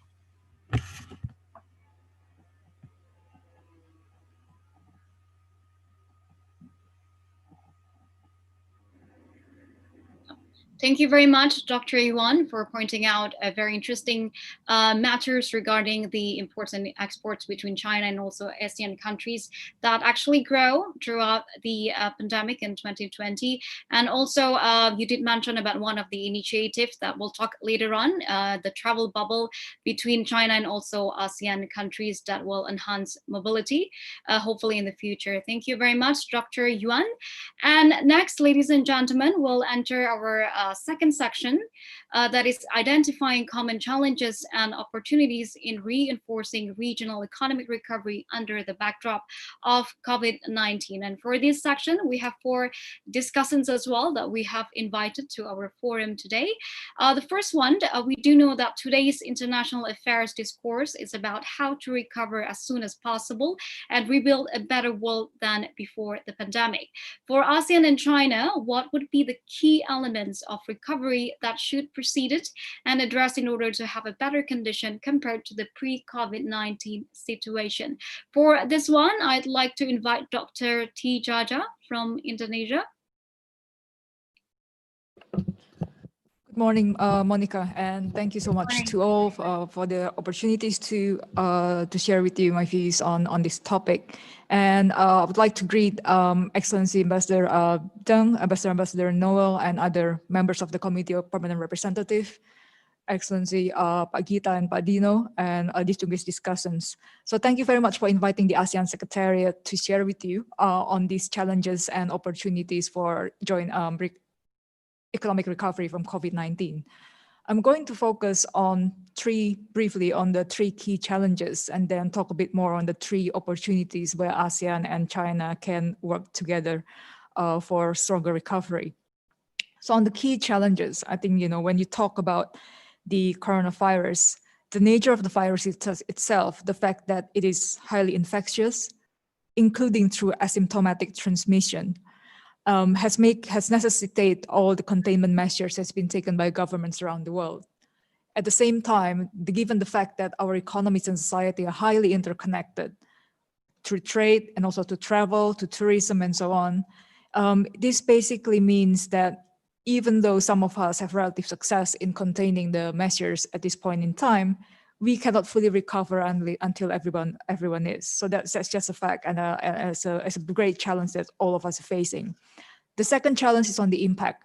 The impact of the pandemic, as we all know, is differentiated. And it is a sad fact that we know that the vulnerable groups in the society are those that's actually being affected the most. And here we are talking about low-income workers that are actually in the informal sector, which is quite big, I think, for some of our economies, and who usually do not have access to social welfare or social protection. We also know that this pandemic has a gender differentiated impact as well, and also as well as on the women and children. And this has a great risk of actually affecting the fundamental accumulated human capital that our economies have. Policymakers are faced with very difficult task of balancing lives and livelihood. And for many of our government, we actually have more limited fiscal space. And to this end, I think support from the greater international communities is much needed. The third challenge, and I think this is a challenge that's affecting both policymakers and the business community, is a matter of uncertainty. No one likes uncertainty, especially so in business. At the moment, we all know that more or less from the health perspective, likely we will be able to have a vaccine by next year. But it will very much depend on how quickly we can distribute and deliver these vaccines. From the economic perspective, the Southeast Asian region is expected to contract by 3.8%. That's the largest contraction that we will ever see since the Asian financial crisis. 4 out of our 10 members are expected to contract by 5% or more. That's very high. And I think only about 3 are expected to still see positive economic growth. Just in the first half of this year, trade in the region in ASEAN has declined by about 1/8, investment by almost 1/3, and I think international arrivals by about 70%. All this uncertainty, what does all this uncertainty means, like many of the speakers earlier before me say, that this means consumers are delaying their spending, investors are also delaying their investment decision, and this would lead to an overall lower growth potential. All these 3 challenges basically point out to one thing, that we actually need more, not less, cooperation between ASEAN and its partners, including China, and greater partnership as well. I'm going to move now to the 3 key opportunities. And to contextualize this, I would like to introduce the fact that ASEAN is currently developing the ASEAN Comprehensive Recovery Framework and its implementation plan. And it's, in short, it's going to be a comprehensive exit strategy for the region on how we hope to recover from the COVID-19 crisis. And it's going to look at a few key areas, but definitely it's going to look at health, because we cannot talk about meaningful economic recovery until we manage to contain the health crisis. It's going to look at human security, because the fact that the way the pandemic is affecting the socio-economic aspect of the regions means we are at the risk of actually losing the our greater strengths of human capital, as well as the most fundamental societal cohesion as a whole. Secondly, is on addressing the current impact on the economy itself. And lastly, is also to strengthen the region for a better and more resilient future. And here we're going to talk about digital and sustainability. So on the first opportunity, I think we cannot run away but talk about health. the economy cannot recover fully unless we actually contain the health crisis. It doesn't mean that we cannot start working on the economic recovery now. Now, we know that China is at the front line of the development of vaccines and so on. And I think both ASEAN and China are subscribed to the idea of effective vaccine as treatment as global public goods, and also to the notion of vaccine multilateralism. The region has to work closely together to ensure the safe, affordable, and quality delivery of these vaccines, particularly to the developing countries. On the second part is on mitigating the current economic impact. And here, like the speaker before me has mentioned, we should look at both ensuring the supply chain connectivity and resilience, as well as optimizing the trade potential. And I think, as a silver lining in this crisis, the trade and investment relations between China and ASEAN has actually never been stronger. China has been ASEAN's biggest trading partners for more than 10 years, since 2009. Bilateral trade between the two economies actually passed $500 billion mark in 2019. And in terms of foreign direct investment, China has been contributing a lot, increasing share to ASEAN foreign direct investment inflow. And it's actually, I think it's fourth largest now among our partners, with foreign direct investment of almost 10 billion in 2019.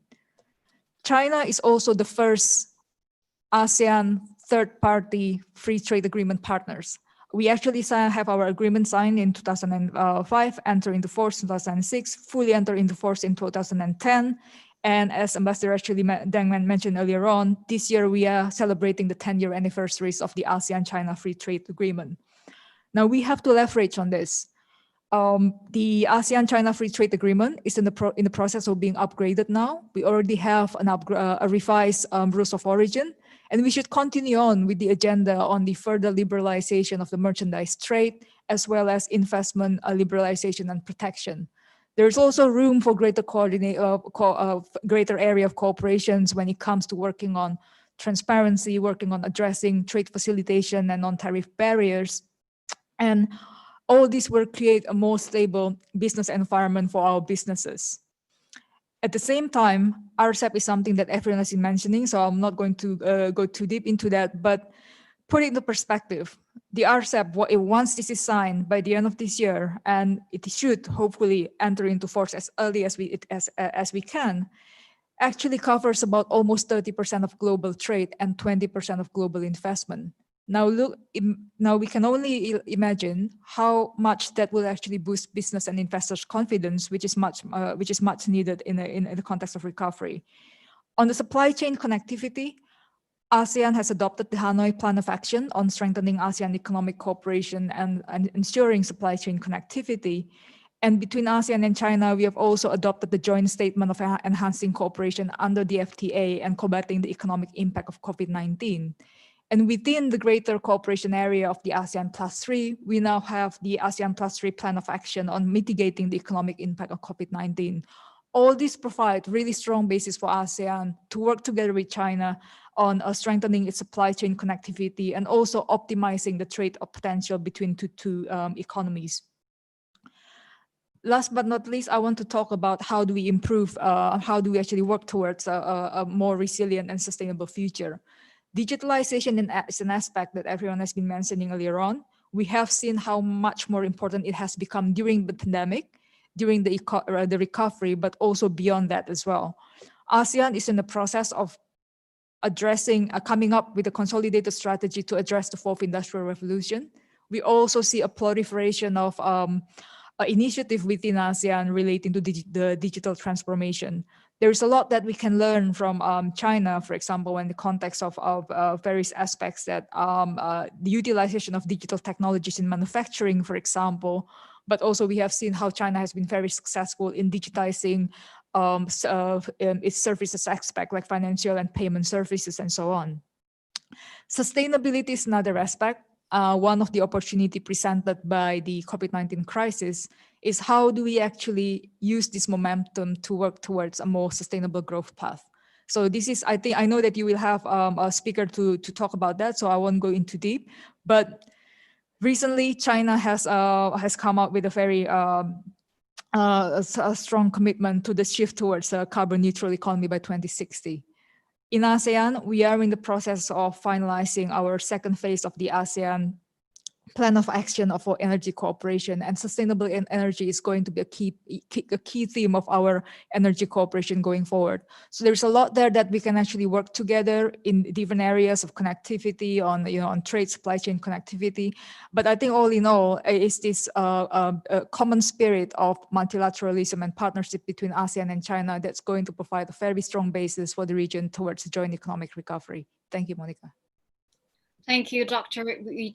Dijaja. We can't fully recover until everyone is, I really like this line. It is very true, as our economies, ASEAN and China in particular, are very, very interconnected in terms of supply and chain from one country to another. Thank you very much, Dr. Dijaja. And next, I would like to invite Ms. Luin from Myanmar. We do know that today, most ASEAN countries are the host for major BRI projects, such as the Jakarta-Bandung High-Speed Railway in Indonesia, China-Laos Railway, and East Coast Rail Link in Malaysia. Yet, not surprisingly, the pandemic has hampered the constructions of many BRI projects. From the ASEAN perspective, BRI is also in line with the region's connectivity plan, MPAC 2025. How do you see the role and contribution of BRI in ASEAN efforts for regional economic recovery? Ms. Luin from Myanmar? Okay. The floor is Hello. yours. Hello, can you hear me? Yes, I can hear you. Okay, thank you. Thanks for having me here today.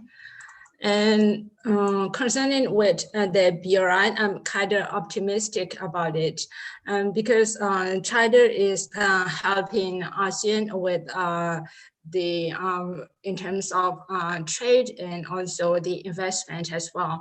And also we know that ASEAN adopted MPAC 2025 in 2010 with its vision of achieving a seamlessly and comprehensively connected and integrated ASEAN that will promote competitiveness, inclusiveness, and a greater sense of community by focusing on 5 strategic areas: sustainable infrastructure, digital innovation, seamless logistics, and regulatory excellence and people mobility.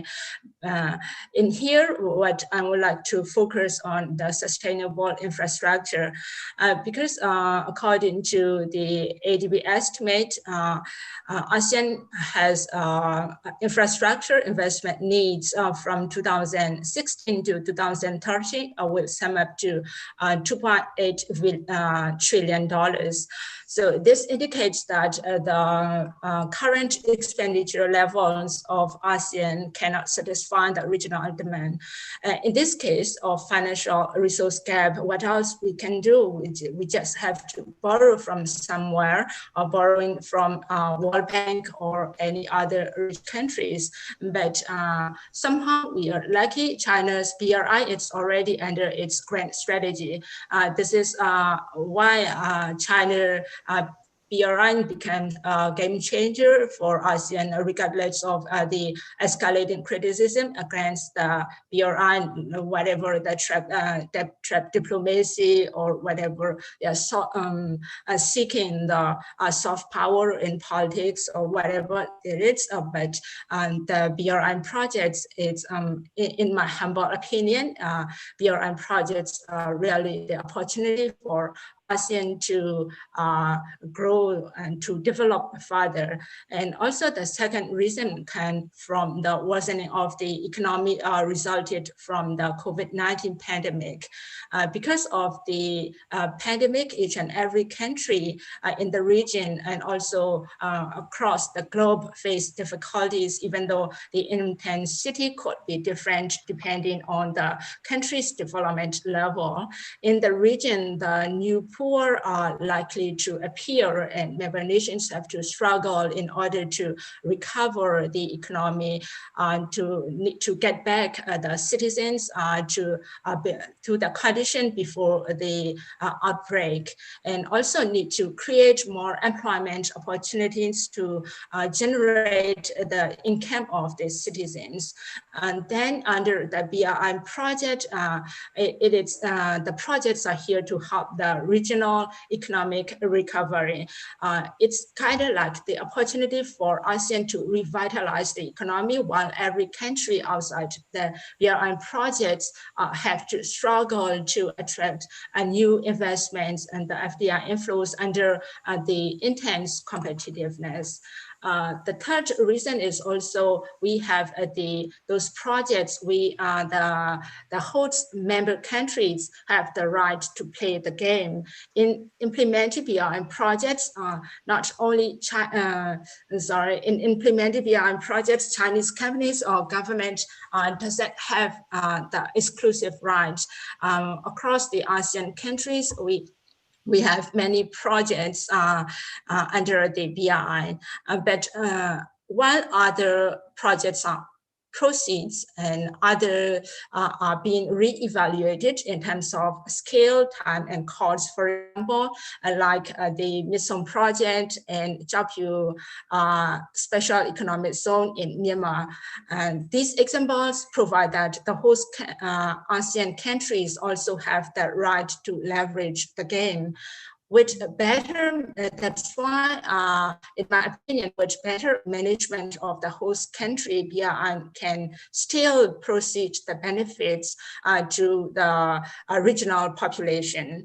That's why host government, as long as host government can actively involve in the projects with responsibilities, BRI is a fruitful project for the country, for the economic recovery of the region.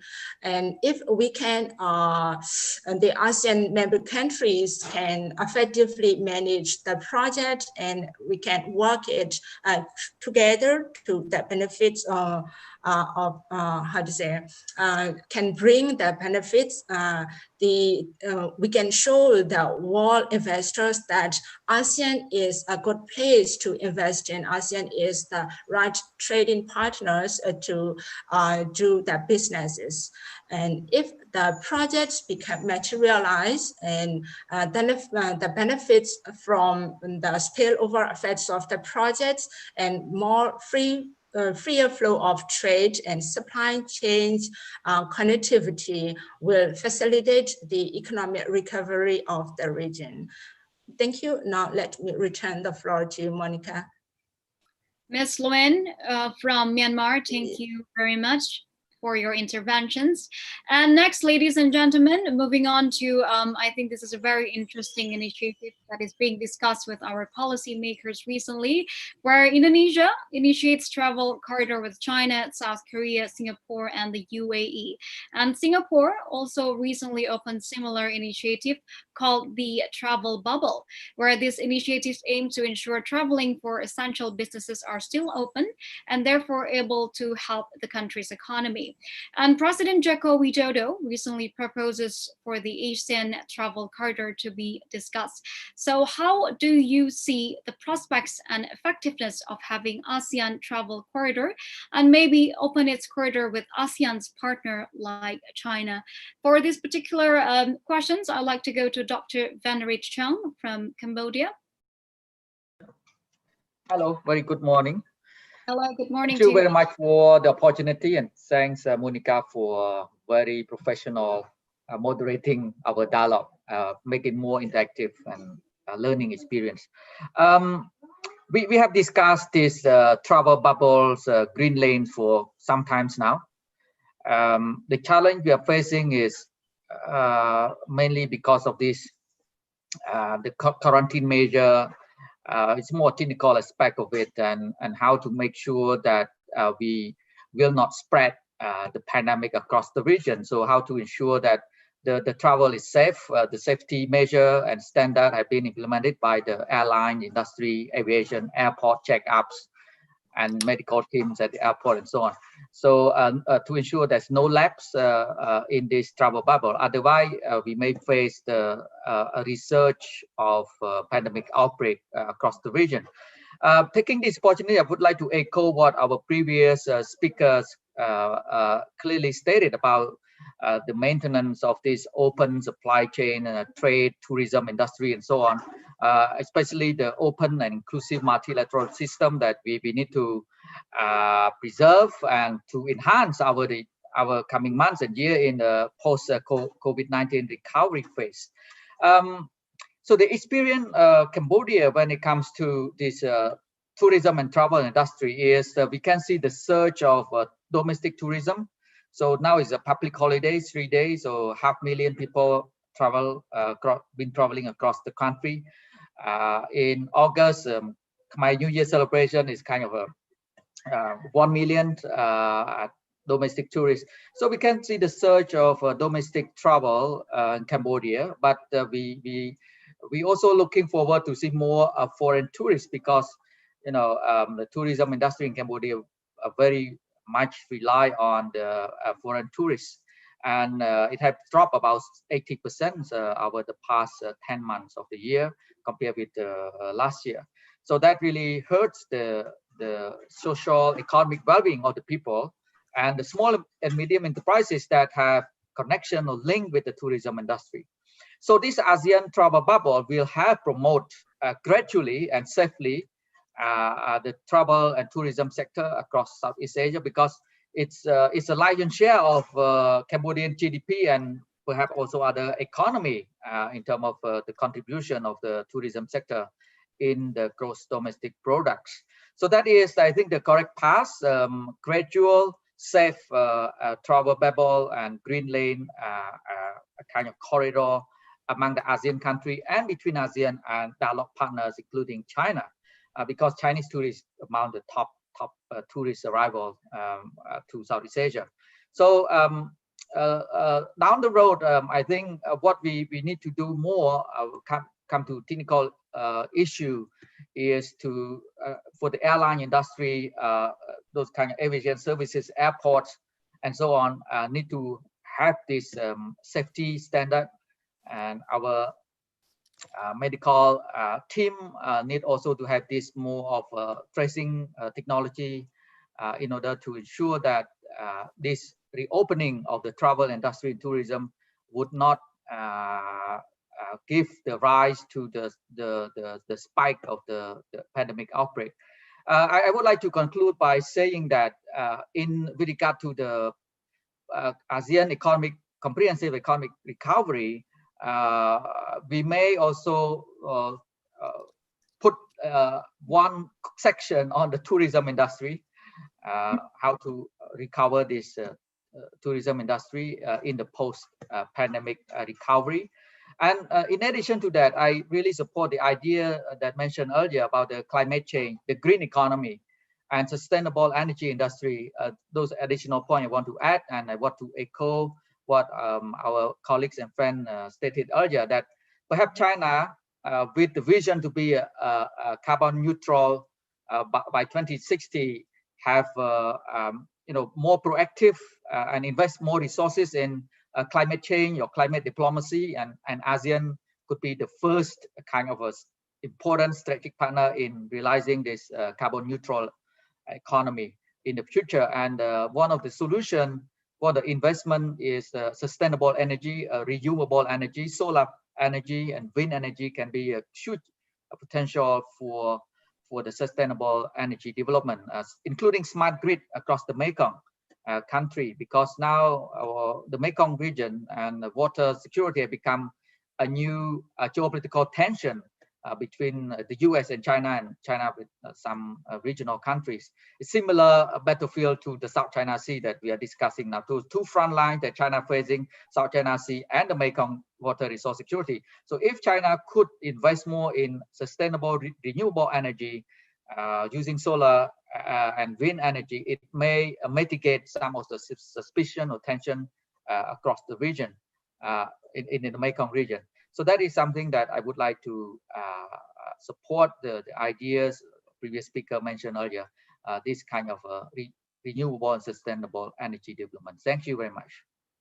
Thank you very much, Dr. Van der Rith, and I certainly agree that the key here is how to ensure that the travel within the travel bubble itself is safe, and hopefully it will slowly promote our tourism as well, that we know have been really impacted very badly due to this pandemic, as we can see that a lot of governments and countries around the world are bailing out their airlines to survive during this pandemic and so on. Thank you very much, Dr. Van der Rith. And moving on, ladies and gentlemen, to ASEAN+3 cooperation that was born out of the Asian financial crisis, and it is considered as an important factor to help overcome the COVID-19 crisis in the region. So the question here is, how should ASEAN-China better expand its cooperation within the framework of ASEAN+3 in its recovery efforts? For these questions, I would like to invite Professor Zha Daoqiong from China. Thank you very much. Actually, a few days ago, I was just speaking at the another webinar put together by the China, Japan, and the Korea Cooperation Secretariat based in Seoul. So I'm repeating a number of points I made there. I probably will just, for the sake of time, go straight to what I think China, Japan, and Korea can pitch in to help out the situation. I would think it's very important, especially health is first local and then national. There are many factors here. They're related to the aggregate status or power or capacity of a country, but nevertheless, it needs to be people-oriented. The good news is out of SARS, at least, we have ASEAN+3 senior officials meeting for health development. Currently, it's being chaired by Cambodia. And then you have a number of health emergency operation centers based in Malaysia, field epidemiology training networks in Thailand and in the Philippines, Malaysia again. And then you have other platforms. So one way for China, Japan, and Korea, I would think, to deal with this ongoing challenge is to partake in these ASEAN-centered efforts. The ASEAN centers, including these centers, not exclusive, should be a point in the way. After all, health cooperation entails mutual protection, and it's in the interest of the Chinese, Korean, and Japanese societies to see a faster recovery in throughout Southeast Asia. Lots of good ideas have been said. I'm repeating some of the things. I would think as we move forward, as the Chinese ambassador today mentioned, a vaccine, China pledged to make it a public good for global and regional health. We have a number of joint collaborative vaccine development projects. So what I would think it's useful to maximize vaccine manufacturing capacity under the 10+3 framework. And there are a number of partners, companies throughout Southeast Asia and here in China, also certainly in Korea and Japan, that are very good at doing that manufacturing.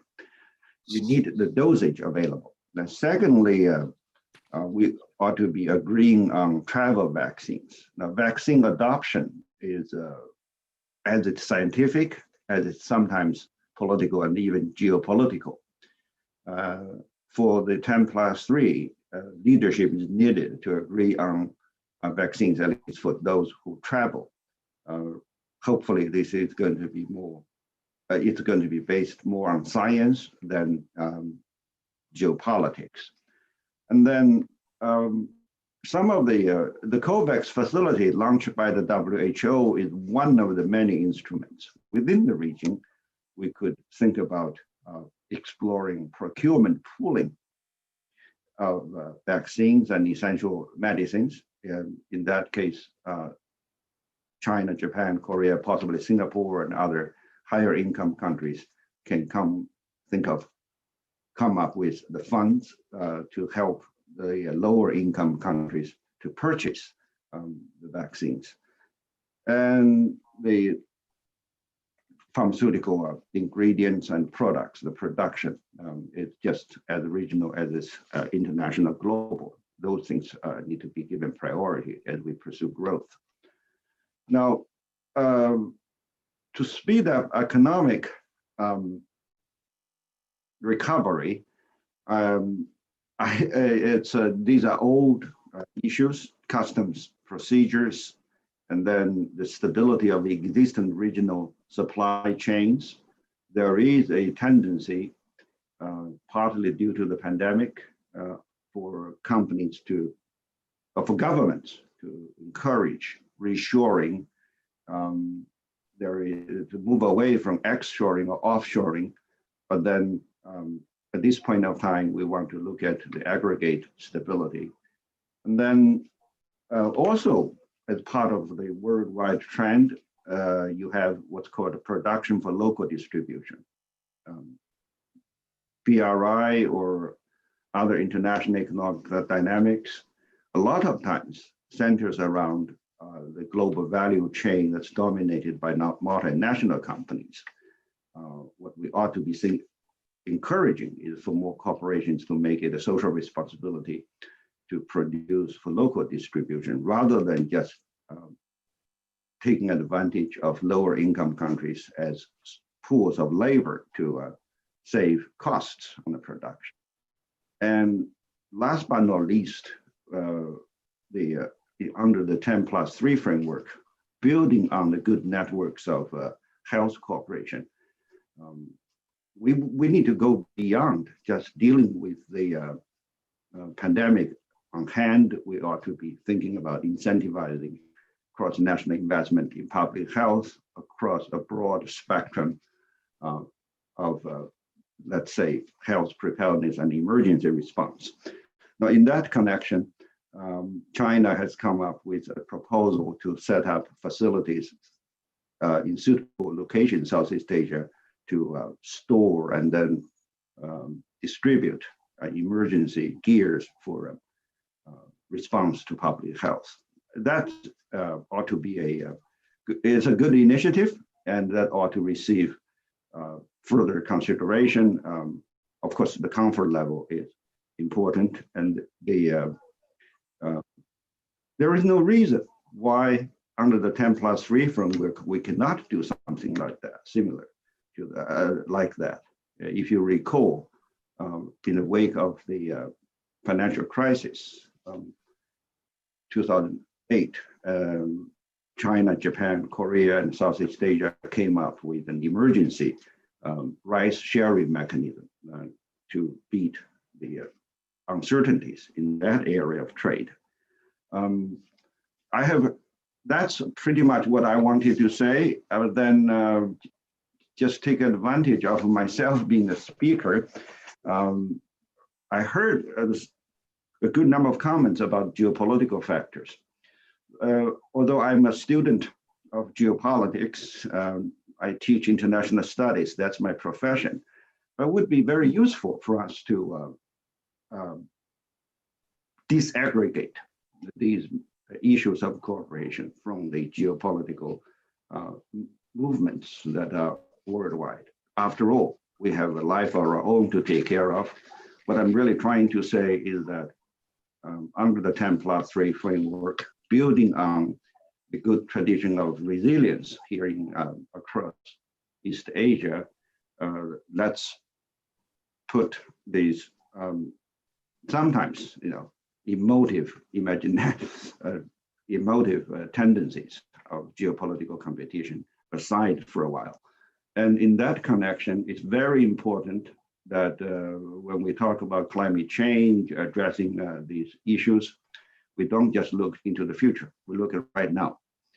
Under the BRI or not, the investments in coal-fired electricity is still an option, but what we should be encouraging is to come up with the finance and other arrangements to adopt the best available technology, most energy saving. And also we want to encourage replacement of obsolete and truly polluting coal-fired energy. I have some other things on my note to see if we have time. I would like to join the discussion later on, but for now, thank you very much. Thank you very much, Professor Zhao Zhang, for the mind-opening discussions. Thank you very much. And for the next sections, we will discuss on mapping a way forward for a sustainable, innovative, and resilient regional growth in the pandemic world and also beyond. And please know that this will be our last section for today's discussion before we move on to the Q&A sessions. And for the first question, I would like to invite Professor He Li-ping from China. And this is moving on to a more country-specific. The question is, how does China's economic orientation change due to the situation of COVID-19 pandemic? And how has it affected China-ASEAN economic cooperation so far? How will China's economic growth, as we know that China's economy is still growing positively during this time of pandemic? We can see that China's economy growth grew about 3.2% for the second quarter and 4.9% for the third quarter, benefit ASEAN in the post-pandemic era. Professor He Li-ping, the stage is yours. Thank you, Monica. I'm very happy to be here and also glad to hear many insights from previous speakers. My talk here is basically a personal interpretation of China's new policy catchphrase, which is the dual or double circulation for economic development at home and in external markets. That is also been mentioned briefly by our Ambassador Deng an hour ago. And now the question is, what is new in that catchphrase, the new or double circulation?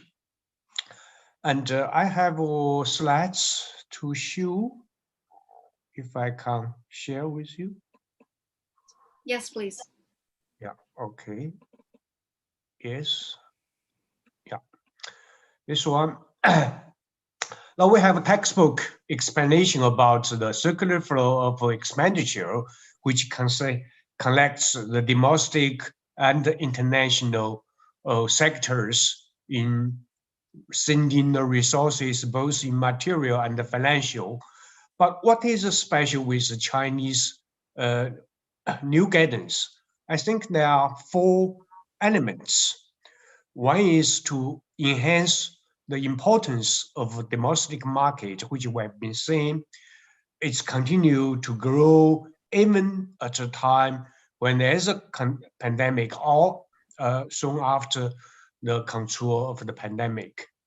Second element is to renew the emphasis on market integration on the domestic front rather than on non-market means, which means China is not going back to the old planning system. The third element, I believe, is to increase the research and development inputs in key areas. That is to accelerate our development in technology fronts.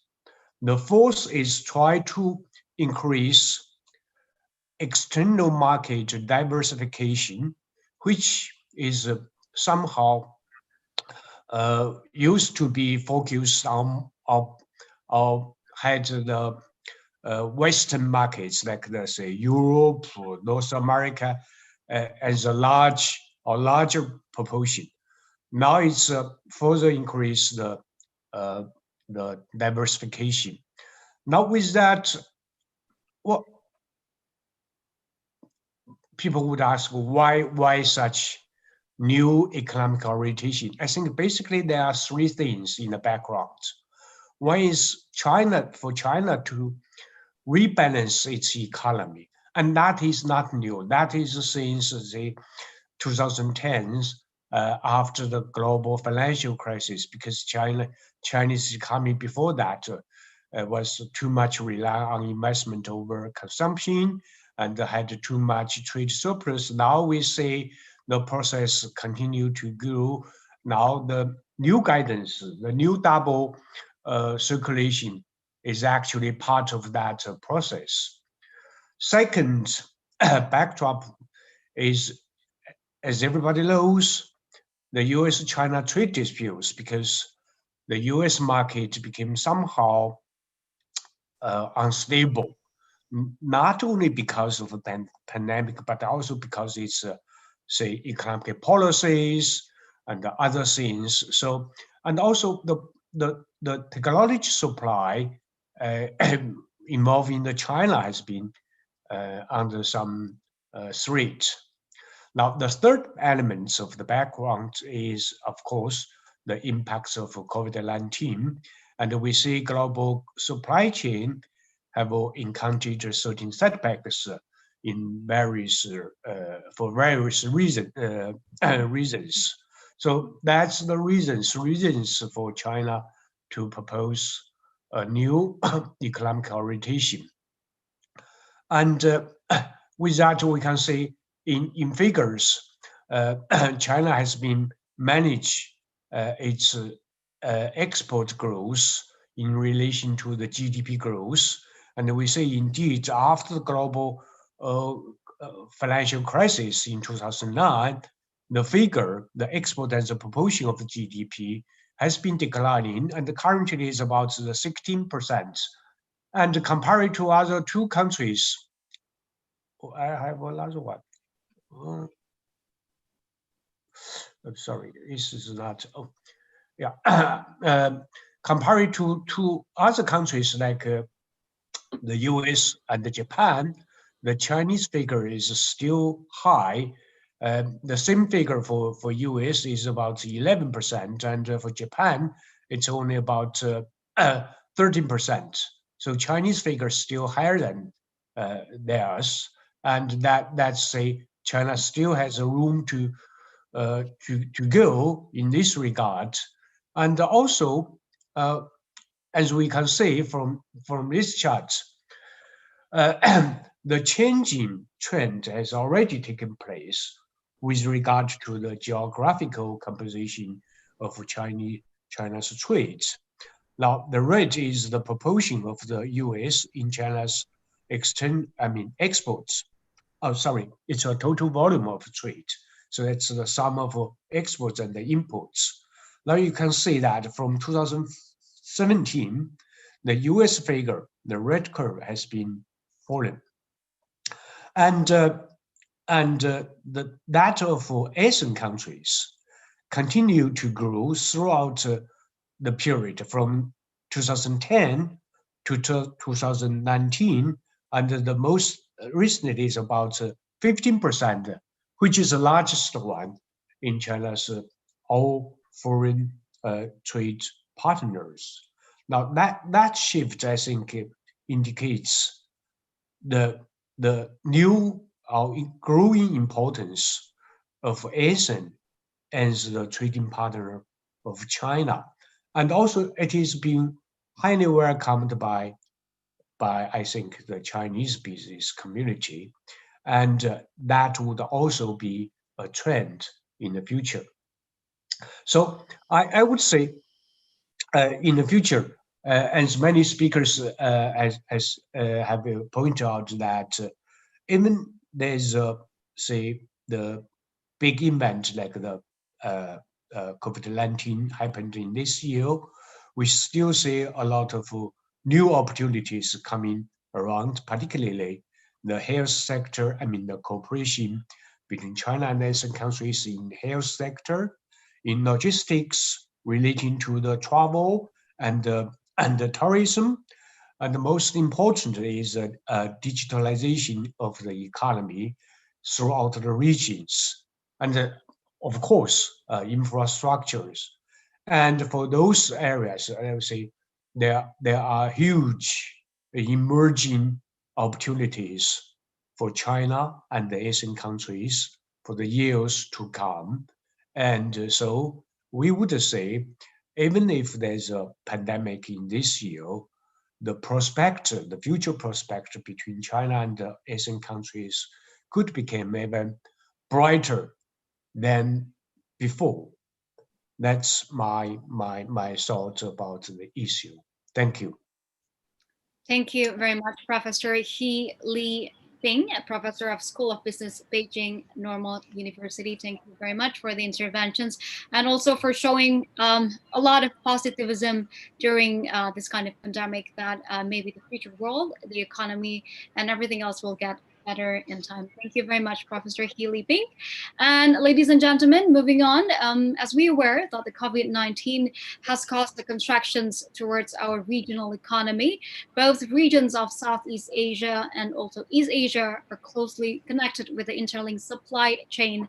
And many scholars and economists see pandemic as proven the weakness of diversifying the supply chain.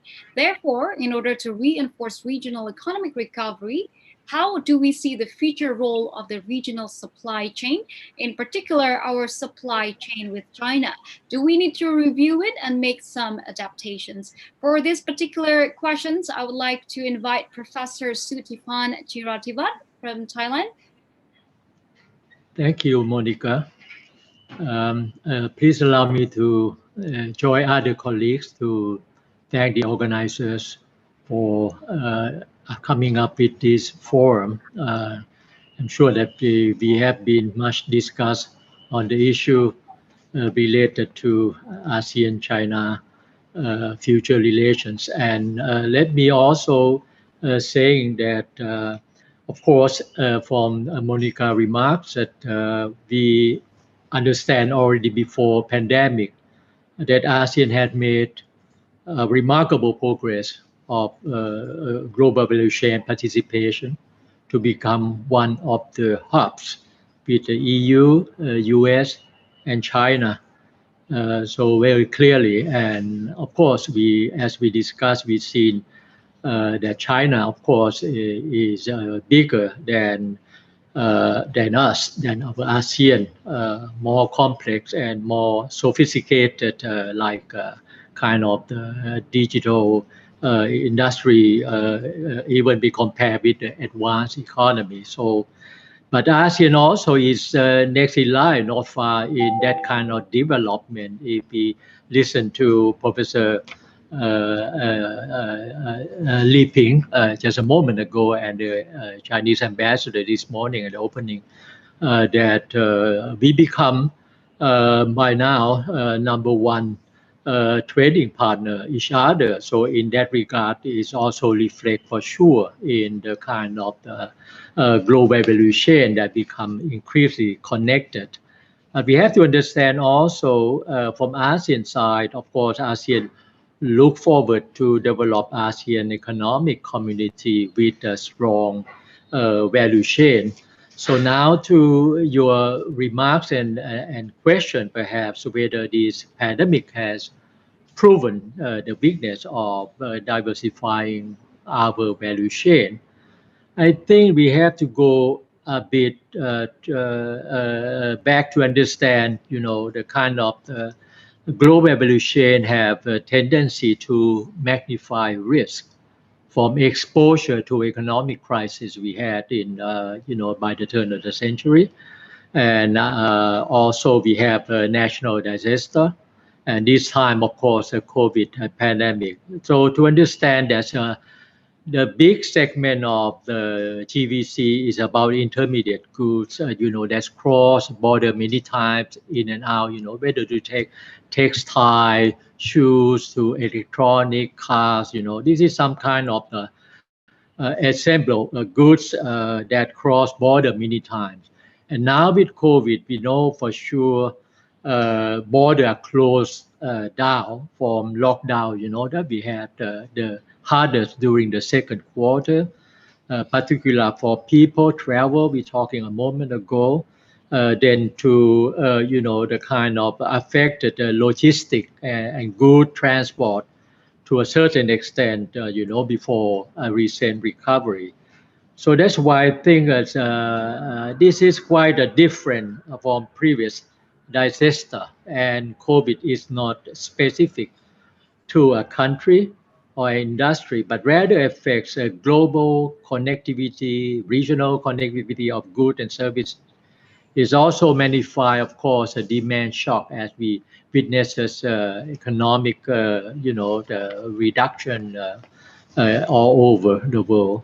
But again, it is possible to see the reaction of this pandemic of, globalization contraction by reshoring or relocating some of the, I would say, some of those offshore activities with production facility like medical supply, food, and which is vital to some of the national, security and resiliency. So my guess, we have to see more at the medium and long term. We like to extend to other sector because business and firm will take this as a lesson learned and how to adapt to keep stability and resiliency for their, the global chain against a future shock. In addition to what they already done well in terms of firm efficiency, firm reliability, to attain the final market. So to your next remark about the value chain, in particular about our value chain with China, I mean the ASEAN with China, I think is the ASEAN global value chain is well linked, particularly to our Northeast Asia, that includes China. And but we have to also look at that this ASEAN value chain is favored by regional trading arrangement that help to deepen our regional integration and GVC. We cannot forget the importance of ASEAN-China FTA that we already implement for some time and still moving forward.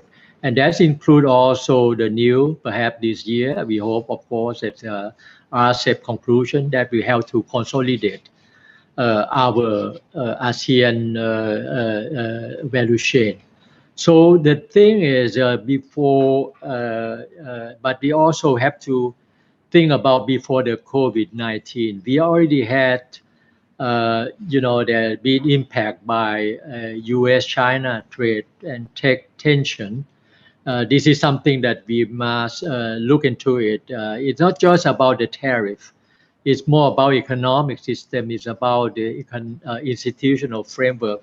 So that's why we have to make sure about this kind of tension, how that could, impact our ASEAN value chain in terms of both risk and opportunities, as we already seen some sign that happening in our region. So we hope this kind of, we don't want to choose side, of course, of this kind of rivalry. We like to make sure, and we don't want this to distort the kind of value chain that we build up, as well as to derail the emergence of new supply chain, particularly in those digital transformation that that been outlined by many speakers. So I think this is very important in terms of to look at this kind of issue. We cannot forget about the new geopolitical and geoeconomic dynamics that will be key factor as well that might impact, and that's why we need to make sure while we talking with our strategic partner like China, we have to make sure that this will help to that we need to look into carefully that will not impact our future building of the global value chain. And to last remark about, I don't think it's very important to review a global value chain overall. I think is a firm should know best in terms what to act next. But of course, because they are primary actors is of this value chain. But again, as we talk about this increasing risk and uncertainty, so it will be in the best interest of ASEAN government and our ASEAN to work together to assist them, because I think Jay will mention next, because he's trying to advance about this idea about how to the delicate balance between the health and business economic recovery. I think this is very important, and it impact all the business firm, of course, that we're talking about. So that's why our policy maker need to be more decisive. We already have almost a year of COVID, and we still moving with this kind of pandemic into the next year. So this will be important as well, that we need to look it closely with the way we're working with China, because as China is become important partner, and China seems to be moving well in that direction. But important to make our ASEAN voice and China voice heard together about the future challenge that we like to move together. So I think maybe this is my last word, and then I will come back during the discussion. And thank you for your attention. Thank you very much, Professor Sutipan Chiratubat from Thailand. Very interesting views and also recommendations about the future of our supply chain within the ASEAN and also China cooperation. Thank you very much. And next, for the next questions, I think most of us here are aware that this month of November, Regional Comprehensive Economic Partnership, or RCEP, will be signed and expected to expedite regional economic recovery. So how do we see the role of RCEP in economic recovery? Will RCEP face any challenges once it's implemented? What would be the opportunities facilitated by RCEP that must be maximized by ASEAN countries and also China? For these particular questions, I would like to invite Dr. Jayan Menon from Singapore. Thank you, Yeah. Monica. And let me start by also thanking the foreign policy community of Indonesia for having me here, and all the ambassadors and distinguished participants.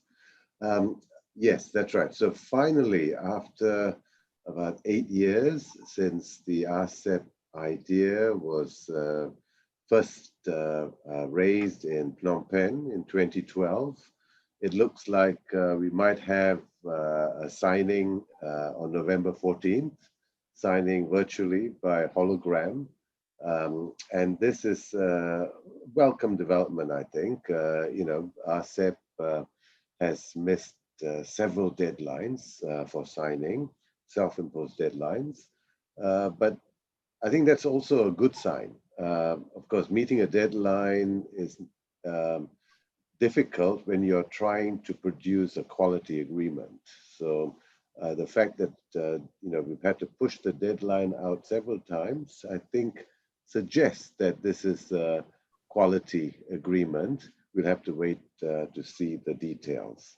Of course, one reason why this has been successful or possible is that India has pulled out. So that's a very sad development, but it's clear that that was a stumbling block. But the door is open. India can come back in when it's ready, although in reality, it looks unlikely that they will during the current Modi administration. I think the battle to convince the policymakers of the benefits of liberalization still lies ahead of us, unfortunately, in India. So this will be the largest FTA once it's signed, largest in the world, bringing together the largest trading country, China, and its key partners, ASEAN and the other +6 countries. It's a great outcome, especially at this time, I think, where the world is in crisis, and many countries are, questioning the value of globalization. The temptation to retreat behind borders is high during these difficult times. So we need some good news, and this is good news coming up with the signing of this agreement. But we can't get carried away because this is just a start. The real work has to be done with implementation. So while signing is welcome, the real work takes place when policymakers return home and do the hard work, sometimes having to change policy, change laws, etc., to implement the agreement. Of course, before that, we need to ratify it as well. So there's still a lot of work to be done, but there's great opportunities that this RCEP presents, especially in the area of pursuing regulatory convergence, right? And this is where we must remind ourselves that when it comes to trade and investment these days, it's all about the rules and harmonizing rules more than anything else. And this is the focus of RCEP. And if it can deliver on this focus, there will be great benefits to be had, especially as we've heard from many speakers, given the critical role of global supply chains, right? So if RCEP can create a system of harmonized rules and regulations, global supply chains, I think, will thrive going forward. And it will also, I think, prevent a race to the bottom, especially countries competing for the spoils of the pandemic and the US-China trade war. You're seeing a lot of restructuring taking place already as a result of both these factors, but especially the US-China trade war. And so we don't want countries, engaging in unproductive competition in providing, say, more and more fiscal incentives to attract investment when they can ill afford to do so at the moment, given the huge stimulus packages being pursued. And it should also stop increase in protectionism going forward. So one other thing I think RCEP can do directly related to the pandemic and what we've discussed is to pursue a multilateralization of the travel bubbles within the grouping. Many countries in RCEP are pursuing them, as we've heard, China, Australia, New Zealand, Singapore. And so there's opportunity to try and expand them within the broader grouping to maximize benefits. But at the end of the day, I think RCEP will succeed only if it remains outward looking and open, just like ASEAN has been able to do. So as long as it retains that openness, then it will succeed and it will thrive. And this is my final point, but I think the real success of RCEP will occur if it's able to use it, if countries are able to use it as an opportunity to pursue national reforms, right? In my view, all FTAs succeed when they can do this, when countries can pursue national reforms and use the membership as a way of promoting changes nationally. So let me stop there and I look forward to the Q&A. Thank you. Thank you very much, Dr. Jayan Menon, Lead Economist of Asian Development Bank and Visiting Fellow at Yusof Ishak Institute, Singapore. Thank you very much for your point of views and also recommendations. And last but not least, ladies and gentlemen, we have come out to the last questions for today's discussion. And this question is addressed for Dr. Hazwan Haini from Brunei Darussalam. In today's global discourse of post-COVID-19 world, green economy and sustainable development have been an integral part of future global development agenda. In the context of ASEAN, how should we incorporate this global agenda into our future regional economic recovery plan, and how do we maximize our strategic partnership with China in order to pursue sustainable and resilient regional growth? Dr. Hazwan Haini, the floor is yours. Thank you very much. First of all, I'd like to extend my thanks to the FPCI, Dr. Dino as well, for inviting me to the Jakarta Forum. I've enjoyed the previous keynote speakers, and a lot of the talks, discussions as well. There's been a lot of good points, so I'll try my best not to repeat it. Before I start my discussion, I'm just gonna put out the current economic situation. So there's a lot of lockdowns and social distancings, and naturally this has led to significant economic losses. There's been a natural increase in public expenditure. A lot of countries wanna focus on recovering their health. Naturally, this has increased their public debt. Sadly, a lot of people are out of jobs and pushing into the poverty territory. And more kind of concerning is that a lot of these burdens are felt by the worst off members of society.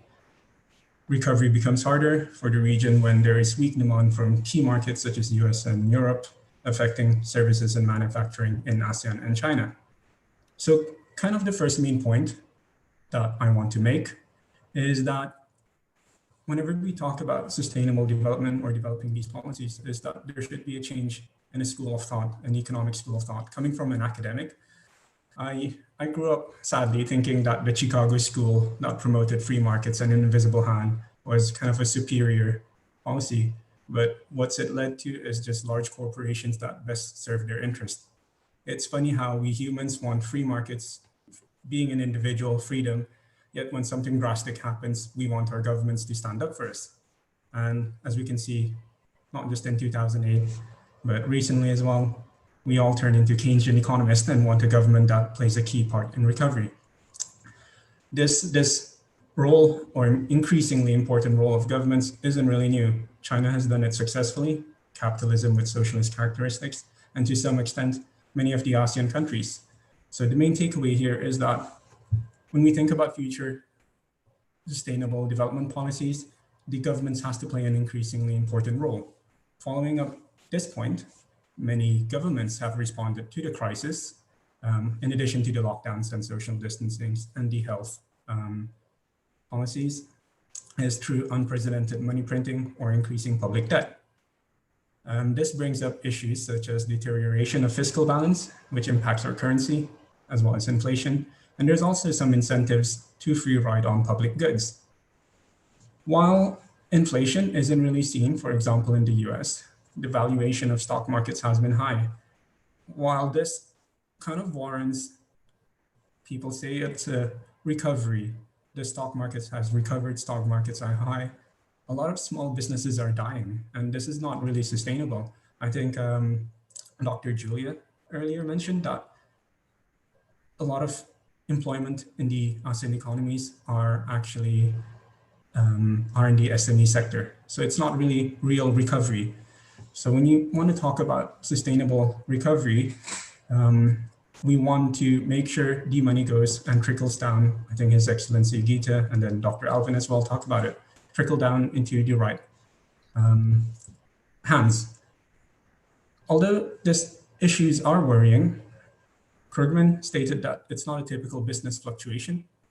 One of the things that the ASEAN economies can do is to take advantage of this unprecedented increase in public debt worldwide and to restructure and redistribute the money or debt into SMEs, green financing deals, fintech. I think ASEAN has, part of my previous research, ASEAN has done a lot on the ICT master plan. So for example, Brunei government has emphasized that its stimulus package was mostly aimed at supporting MSMEs, which is kind of supports a lot of the employment here as well. And finally, my main point is emphasizing what previous speakers has already mentioned. There's a lot of talk about supply chains and dependency on China. China has always been a key player for the world. And this is not new. COVID has just actually accelerated. In fact, a lot of the issues that has come up isn't really new. Rather, COVID has accelerated a lot of these issues suddenly. So the main issue is that suddenly a lot of countries were dependent on China, on medical equipment, PPE. One of the interesting things I found out recently was that, I didn't know, but China was actually one of the largest suppliers of vitamin C. So there's a lot of talks about decoupling supply chains from China. For example, Japan wants to do something called China Plus One, having two distributors being one other country other than China, and this one other country is highly likely to be the Southeast Asian economies, the ASEAN economies. So I find this quite funny because ASEAN economies are still dependent in terms of our inputs from China. And this actually builds upon all the previous kind of tops, speakers and discussants. It's a chance for ASEAN and China to leverage this and build on a lot more multilateralism.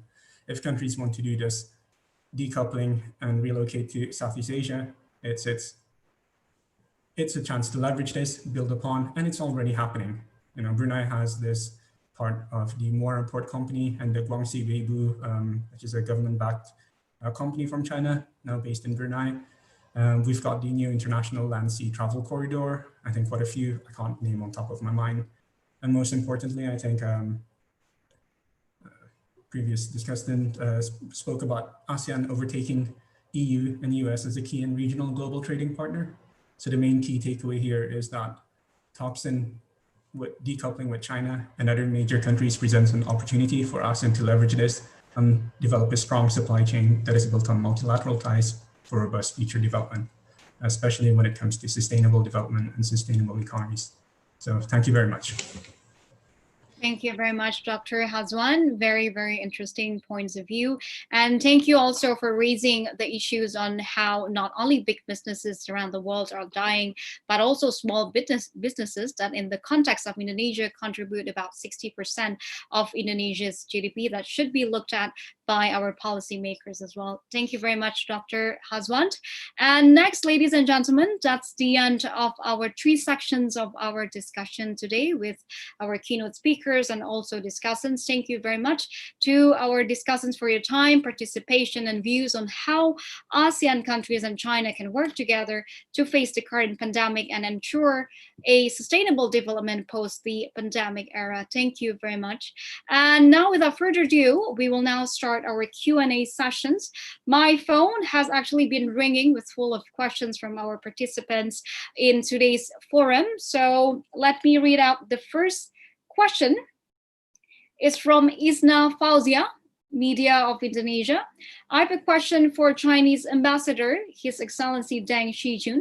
How do you think of the ASEAN-China cooperation on industry chain and supply chain?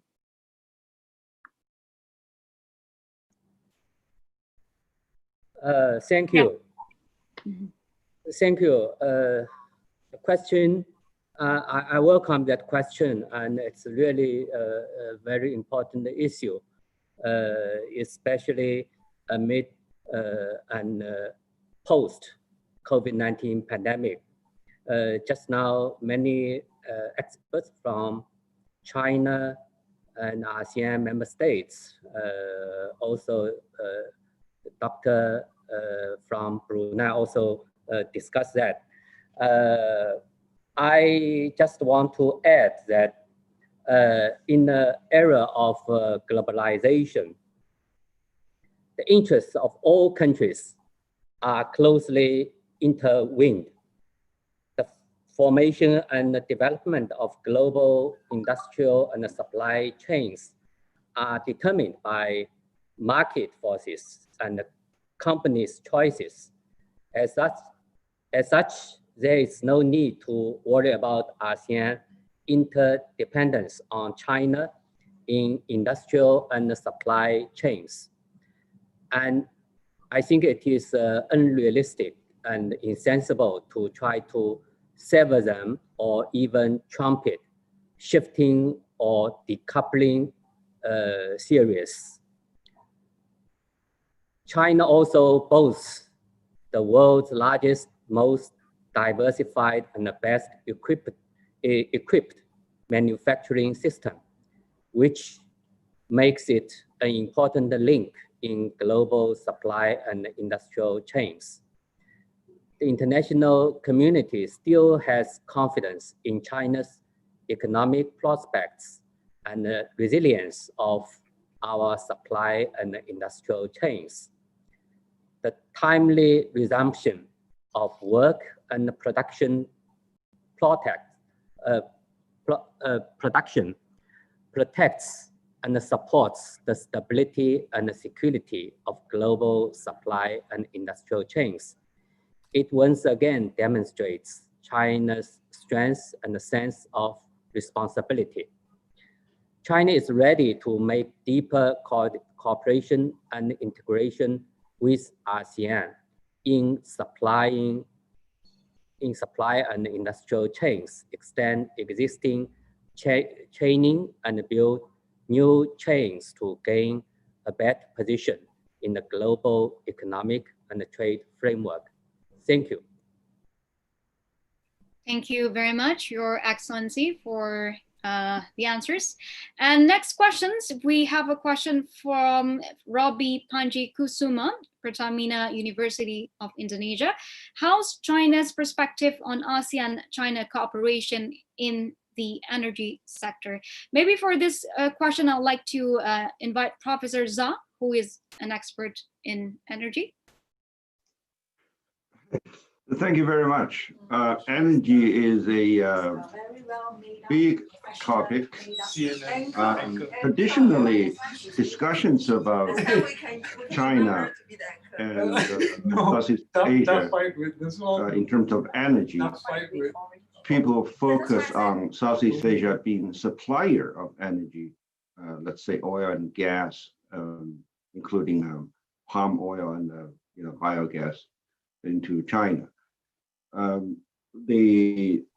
Certainly that's going on, but moving down the road to make energy a pillar of growth for ASEAN economies, I would think a sensible cooperation should take place in probably 4 issue areas. One is for China to work with ASEAN partners and increase energy efficiency. That's often forgotten. You can do it through industrial upgrading, you can do it through investing in new equipment. And secondly, China and Southeast Asian countries, earlier I mentioned palm oil, it's alternative energy in solar and wind, and there are land limits and whatnot, but that's an area where you can diversify local supply and also increase the autonomy of each of the ASEAN economies in terms of getting local supply. Now, third, this is more pertinent to the China lower Mekong region countries. It has been explored, but nevertheless, it needs to be taken place on a greater and more systematic scale. If you recall, the ADB, Asian Development Bank, going back to the early 1990s, tried to set up a regional power trading network. And that's very much in line with the ASEAN economic community's pursuit of connectivity. In other words, rather than looking at water as an issue of division, we could think about speeding up the trade of electricity generated upstream in the Lantang and then downstream. There are mechanisms, there are international proposals on the table. Last but not least, energy cooperation between China and Southeast Asia, especially when we think about the South China Sea or whatnot, we should be looking at building up a regional chain, value chain and supply chain of energy processing along the route, rather than just treating the South China Sea as a passage. In this connection, Singapore's success in being building itself into the international chain of products chain of energy is a prime example. You don't have to have large reservoirs of energy domestically to be in the energy industry. So that said, I would think we need to think creatively and make energy as a source of growth for local jobs, energy as a contributor to local economies' participation in the global supply chains. Thank you. Thank you very much, Professor Zha. And now we have the last question for today's Q&A sessions because we're running a little bit ahead of time. Here's a question from Tazar from WKG Group. What is the ASEAN-China cooperation plan to balance the trade balance of ASEAN countries? Since, in fact, most of ASEAN members are consumer countries. Maybe for these questions, I would like to invite Professor Sutipan Chirativat, Executive Director, ASEAN Studies Center, University of Chulalongkorn, Thailand. The question again, sorry. Please repeat the question. Yes, it's what is the ASEAN-China cooperation plan to balance the trade balance of ASEAN countries, since in fact most of ASEAN members are consumer countries? Okay, all right. So I think it's yeah, the question, it's evidence that we're talking about the ASEAN. Well, I think you have to look into the overall kind of the trade between ASEAN and China. And we understand, perhaps from your question, as that ASEAN is rather in trade deficit position, most of them, because of one thing we're talking in terms of China, in terms of production, global value chain is more sophisticated than us, but we also catching up very quickly. And that's why also this is a topic of our discussion and our three session today. So I think we learn about that. That's important part. But on the other hand, of course, people have in mind that China is a world factory of all kinds of consumer products and that that impact many other countries. That's including ASEAN, India, or even the US. So that's a kind of concern about the whether that's going to impact our production, in particular, not only big firm and small firm. I think in this regard, there's always give and take. That's when you go into the kind of the free trade zone or FTA that we have with China. I think it's not new because we already had. Now we're talking in terms of almost 10 or almost 15 years. I mean, if you go back to 2005 agreement. And of course, each ASEAN country, I think it's a try on their own to see how that impact and adjust to the kind of Chinese consumer products and ASEAN consumer products. But the thing is, on this side, I think that of course, there are some complaints from industry, but I think that ASEAN also been improved in terms of upgrading their production in those kind of of the products.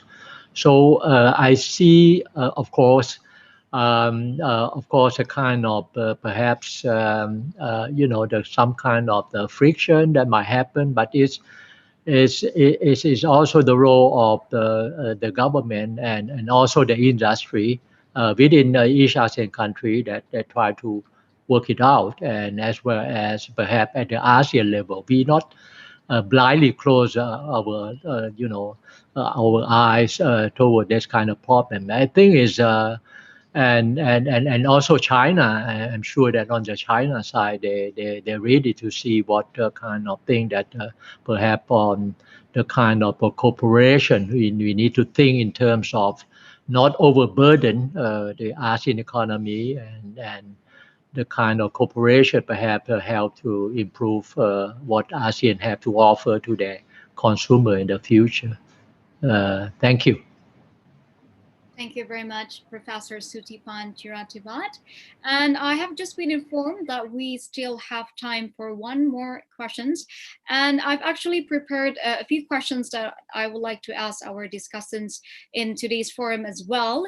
And this is regarding the recent report of Asian Development Bank, or ADB, that 3/4 of developing Asia's economies, including ASEAN countries, are projected to set a negative growth for 2020. But at the same time, ADB also projected that growth will likely rebound in 2021 to an amazing 6.8%. So I would like to know our economists' view on this projection, and is 6.8% achievable in time of a lot of uncertainties during this time of the pandemic?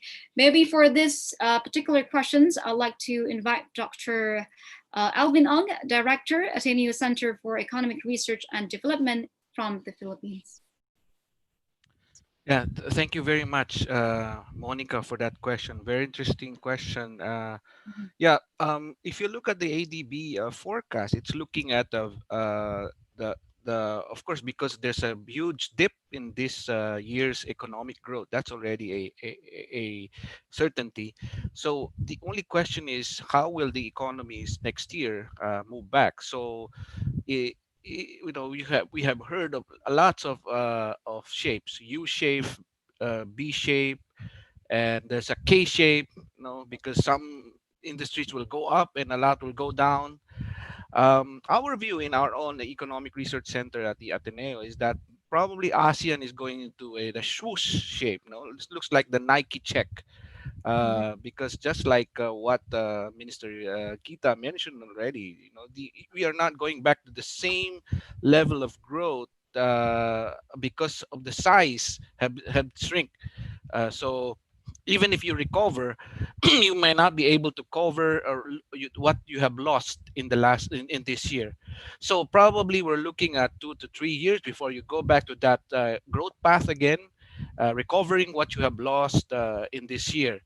So because you cannot force everything, like I said, there's going to be a restructuring of economies once even during the COVID and after the pandemic. So there's some adjustments that we're going to see, and because of that, the recovery is not so much the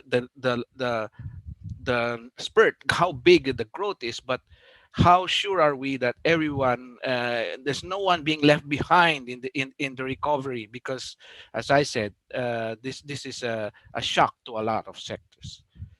Yeah, thank you. Thank you very much, Dr. Alvin Ang, for the very interesting answers and also a response to the projection of Asian Development Bank recently. Thank you very much.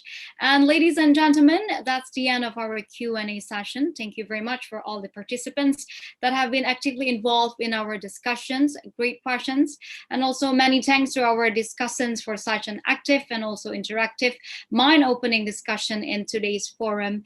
And ladies and gentlemen, to end this forum, let me wrap up what we have highlighted in today's forum is that no country in this world that is not affected due to this pandemic, where the coronavirus pandemic is definitely bad for businesses around the world and also bad for the economy, where local lockdowns, restrictions on social gatherings, and travel disruptions have all slowed down economic activities, cut off supply chains, and also forced companies to furlough or lay off their workers. And so far, we know that injections of government cash have kept many sectors afloat in many countries, including Indonesia. But the question here is, how long can injections of government money or government cash keep these sectors afloat?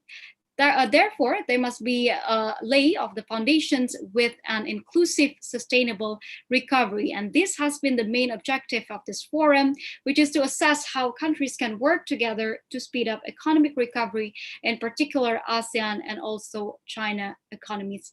Thank you once again, ladies and gentlemen, for your time and also participation. And next, I would like to give the floor to Dr. Dino Pati Jalar, founder of FPCI, to give his closing remarks. Okay, well, first let's give a big hand to Monica for the great job that she's done for moderating this very enlightening session. Yeah, so thank you, Monica. Job well done. And also, I want to thank all the speakers who spoke today. It's been a very rich discussion. You know, I really enjoyed listening to the perspectives on ASEAN-China cooperation from different countries. So I don't have much to add except to give you some of the key takeaways from me, from the angle of what the world, I believe, can learn from ASEAN-China COVID cooperation, including how to prepare for the economic rebound, right? So first, I think the world can learn that, you know, there was no blame game between ASEAN and China, you know, and that's quite interesting because, you know, in a lot of other places, you see people pointing fingers and laying blames and so on, right?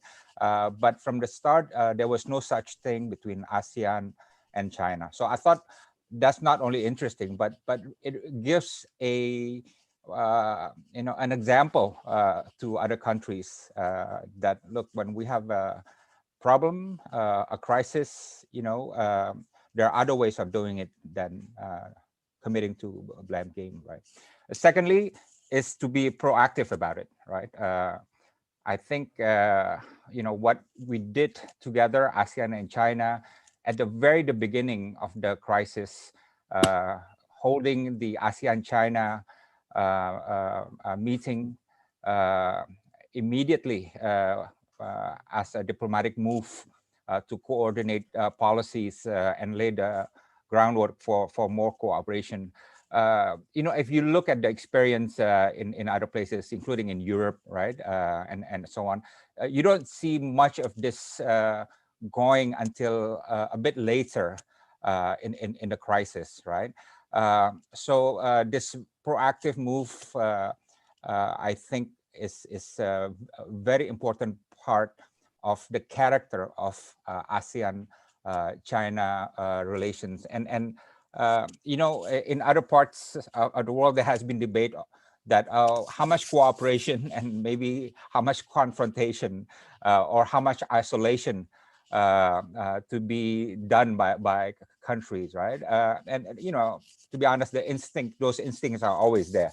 But from the start, there was never any question about cooperation between ASEAN and China, right?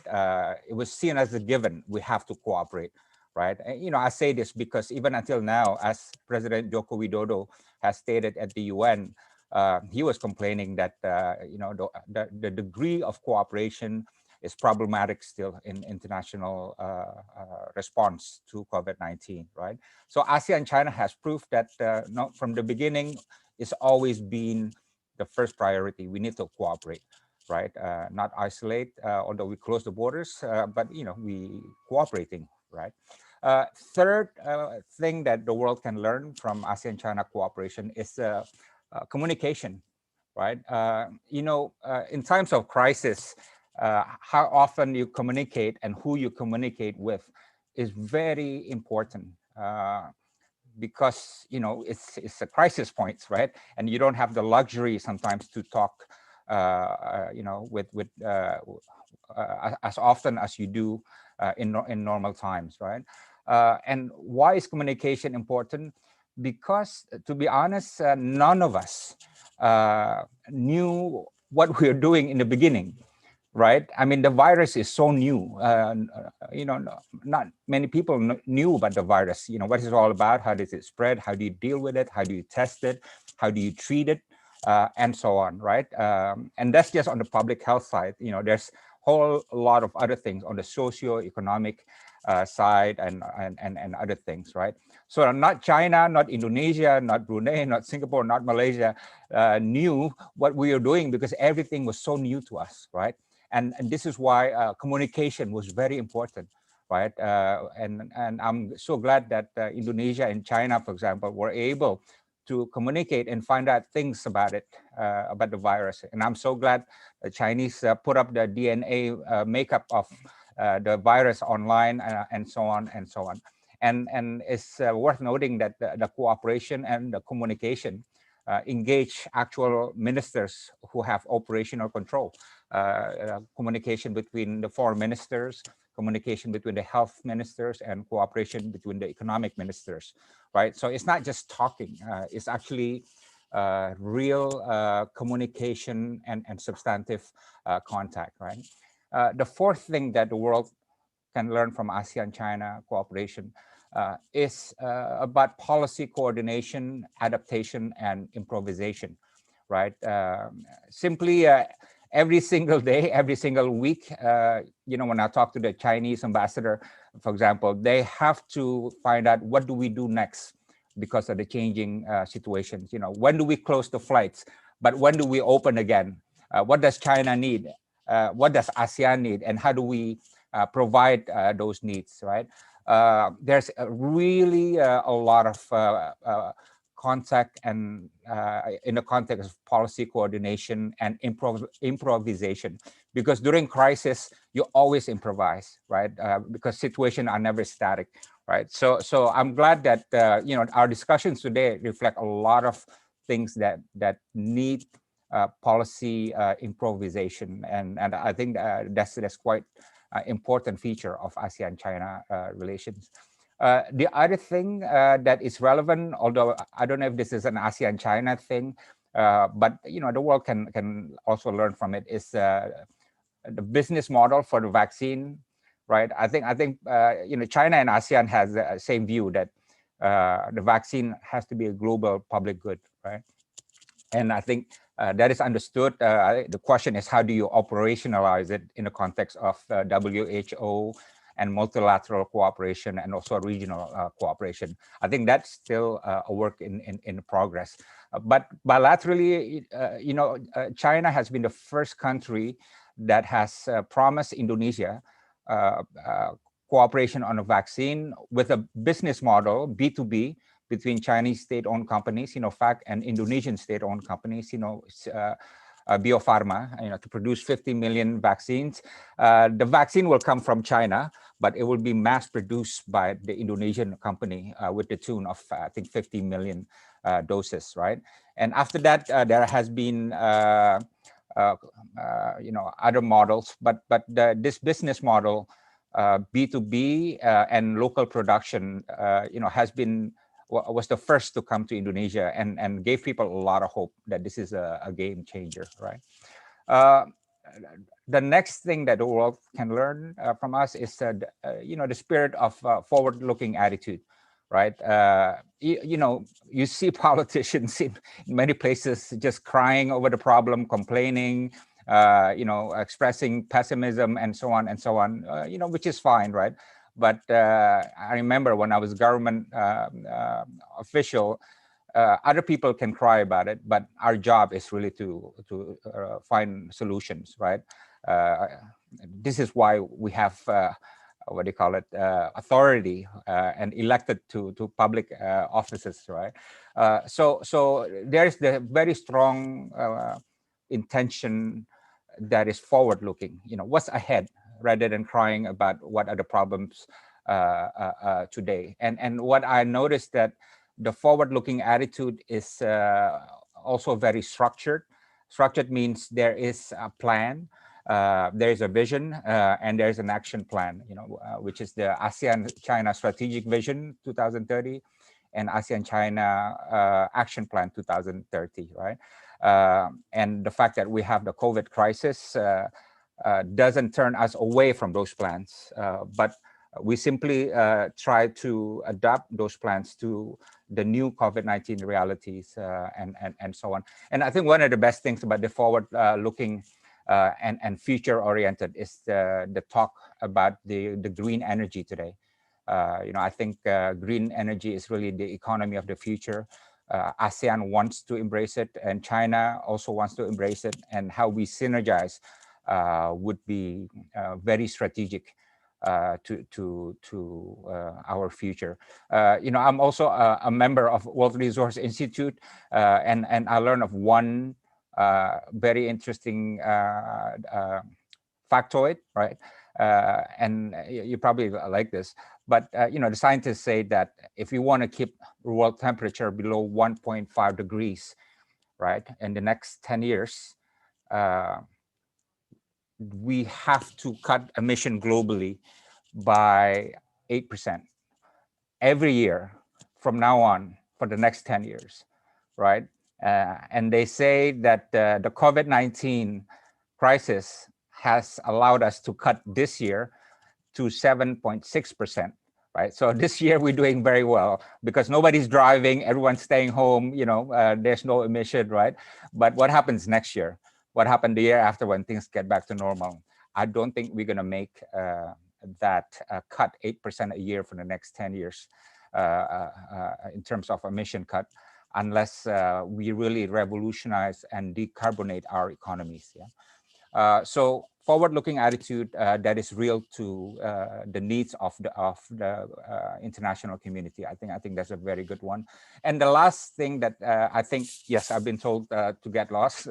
So the last thing that the world can learn from ASEAN-China cooperation, and I think this is an important point.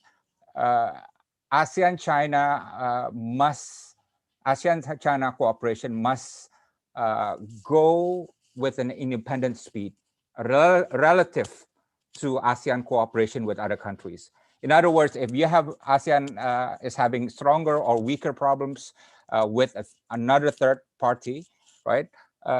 It's fine, ASEAN will deal with it, but it doesn't affect the speed of ASEAN-China cooperation.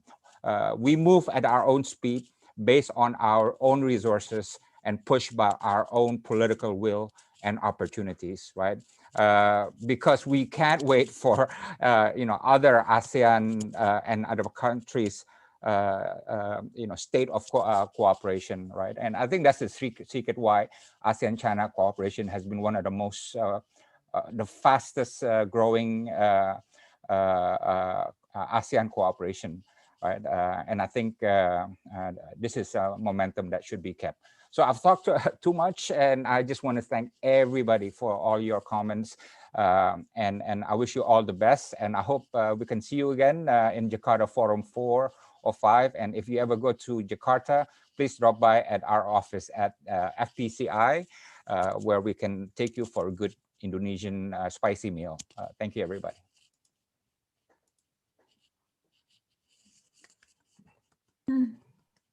Thank you. I think we are comes to an end of our discussion. And thank you to all ambassadors, speakers, and all discussion coming from China and also from ASEAN. And yet, we would like to give you a little bit announcement about collaborations of FPCI with the 12 think tanks around the globe. So we will convene a virtual global town hall conference on 20th November 2020. So if we would like to see, so this is the video. So Global Town Hall 2020 is a collaboration between FPCI and 12 think tanks around the globe, where this conference features 11 sessions covering all issues like geopolitics, global economy, social issues, climate change, vaccine, and many more. And it will run for 15 hours, covering time zone across Southeast Asia here, East Asia in China, South Asia, India, Russia, Europe, up to the United States and Mexico. So we would like to invite all of you who are watching and also to all the discussions to participate in the Global Town Hall 2020 by registering yourself through this website, www.gth2020.com. We will feature a lot of speakers and also a good debate in covering issues that covers about the state of the world today. So please visit our website, www.gth2020.com. You are able to register yourself as of I speaking now. You can visit directly, register yourself, and you can tune in for one day pass. It is 15 hours of discussion, but you can choose which session you would like to join. Okay. So do not forget to follow FPCI events and also continue to connect with us through our website by subscribing our mailing list and also social media handles. Follow us at Twitter, Instagram at FPC Indo. We hope today's discussion was very fruitful, I believe, for all of us, and will bring a benefit to the public audience. My name is Calvin, and thank you to all of you. Thank you on behalf of FPCI. See you in the next time.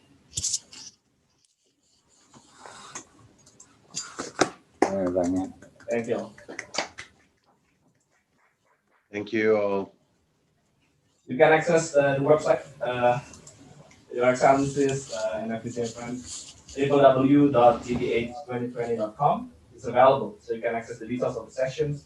Even you can register yourself. Thank you, everyone. See you. Thank you, everyone. Bye-bye. See you in the next event. Thank you for your participation.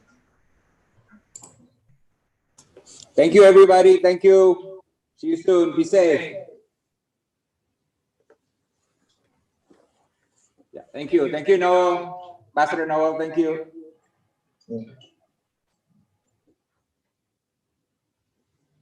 Thank you, Ambassador Dung. Yeah, thank you. Okay.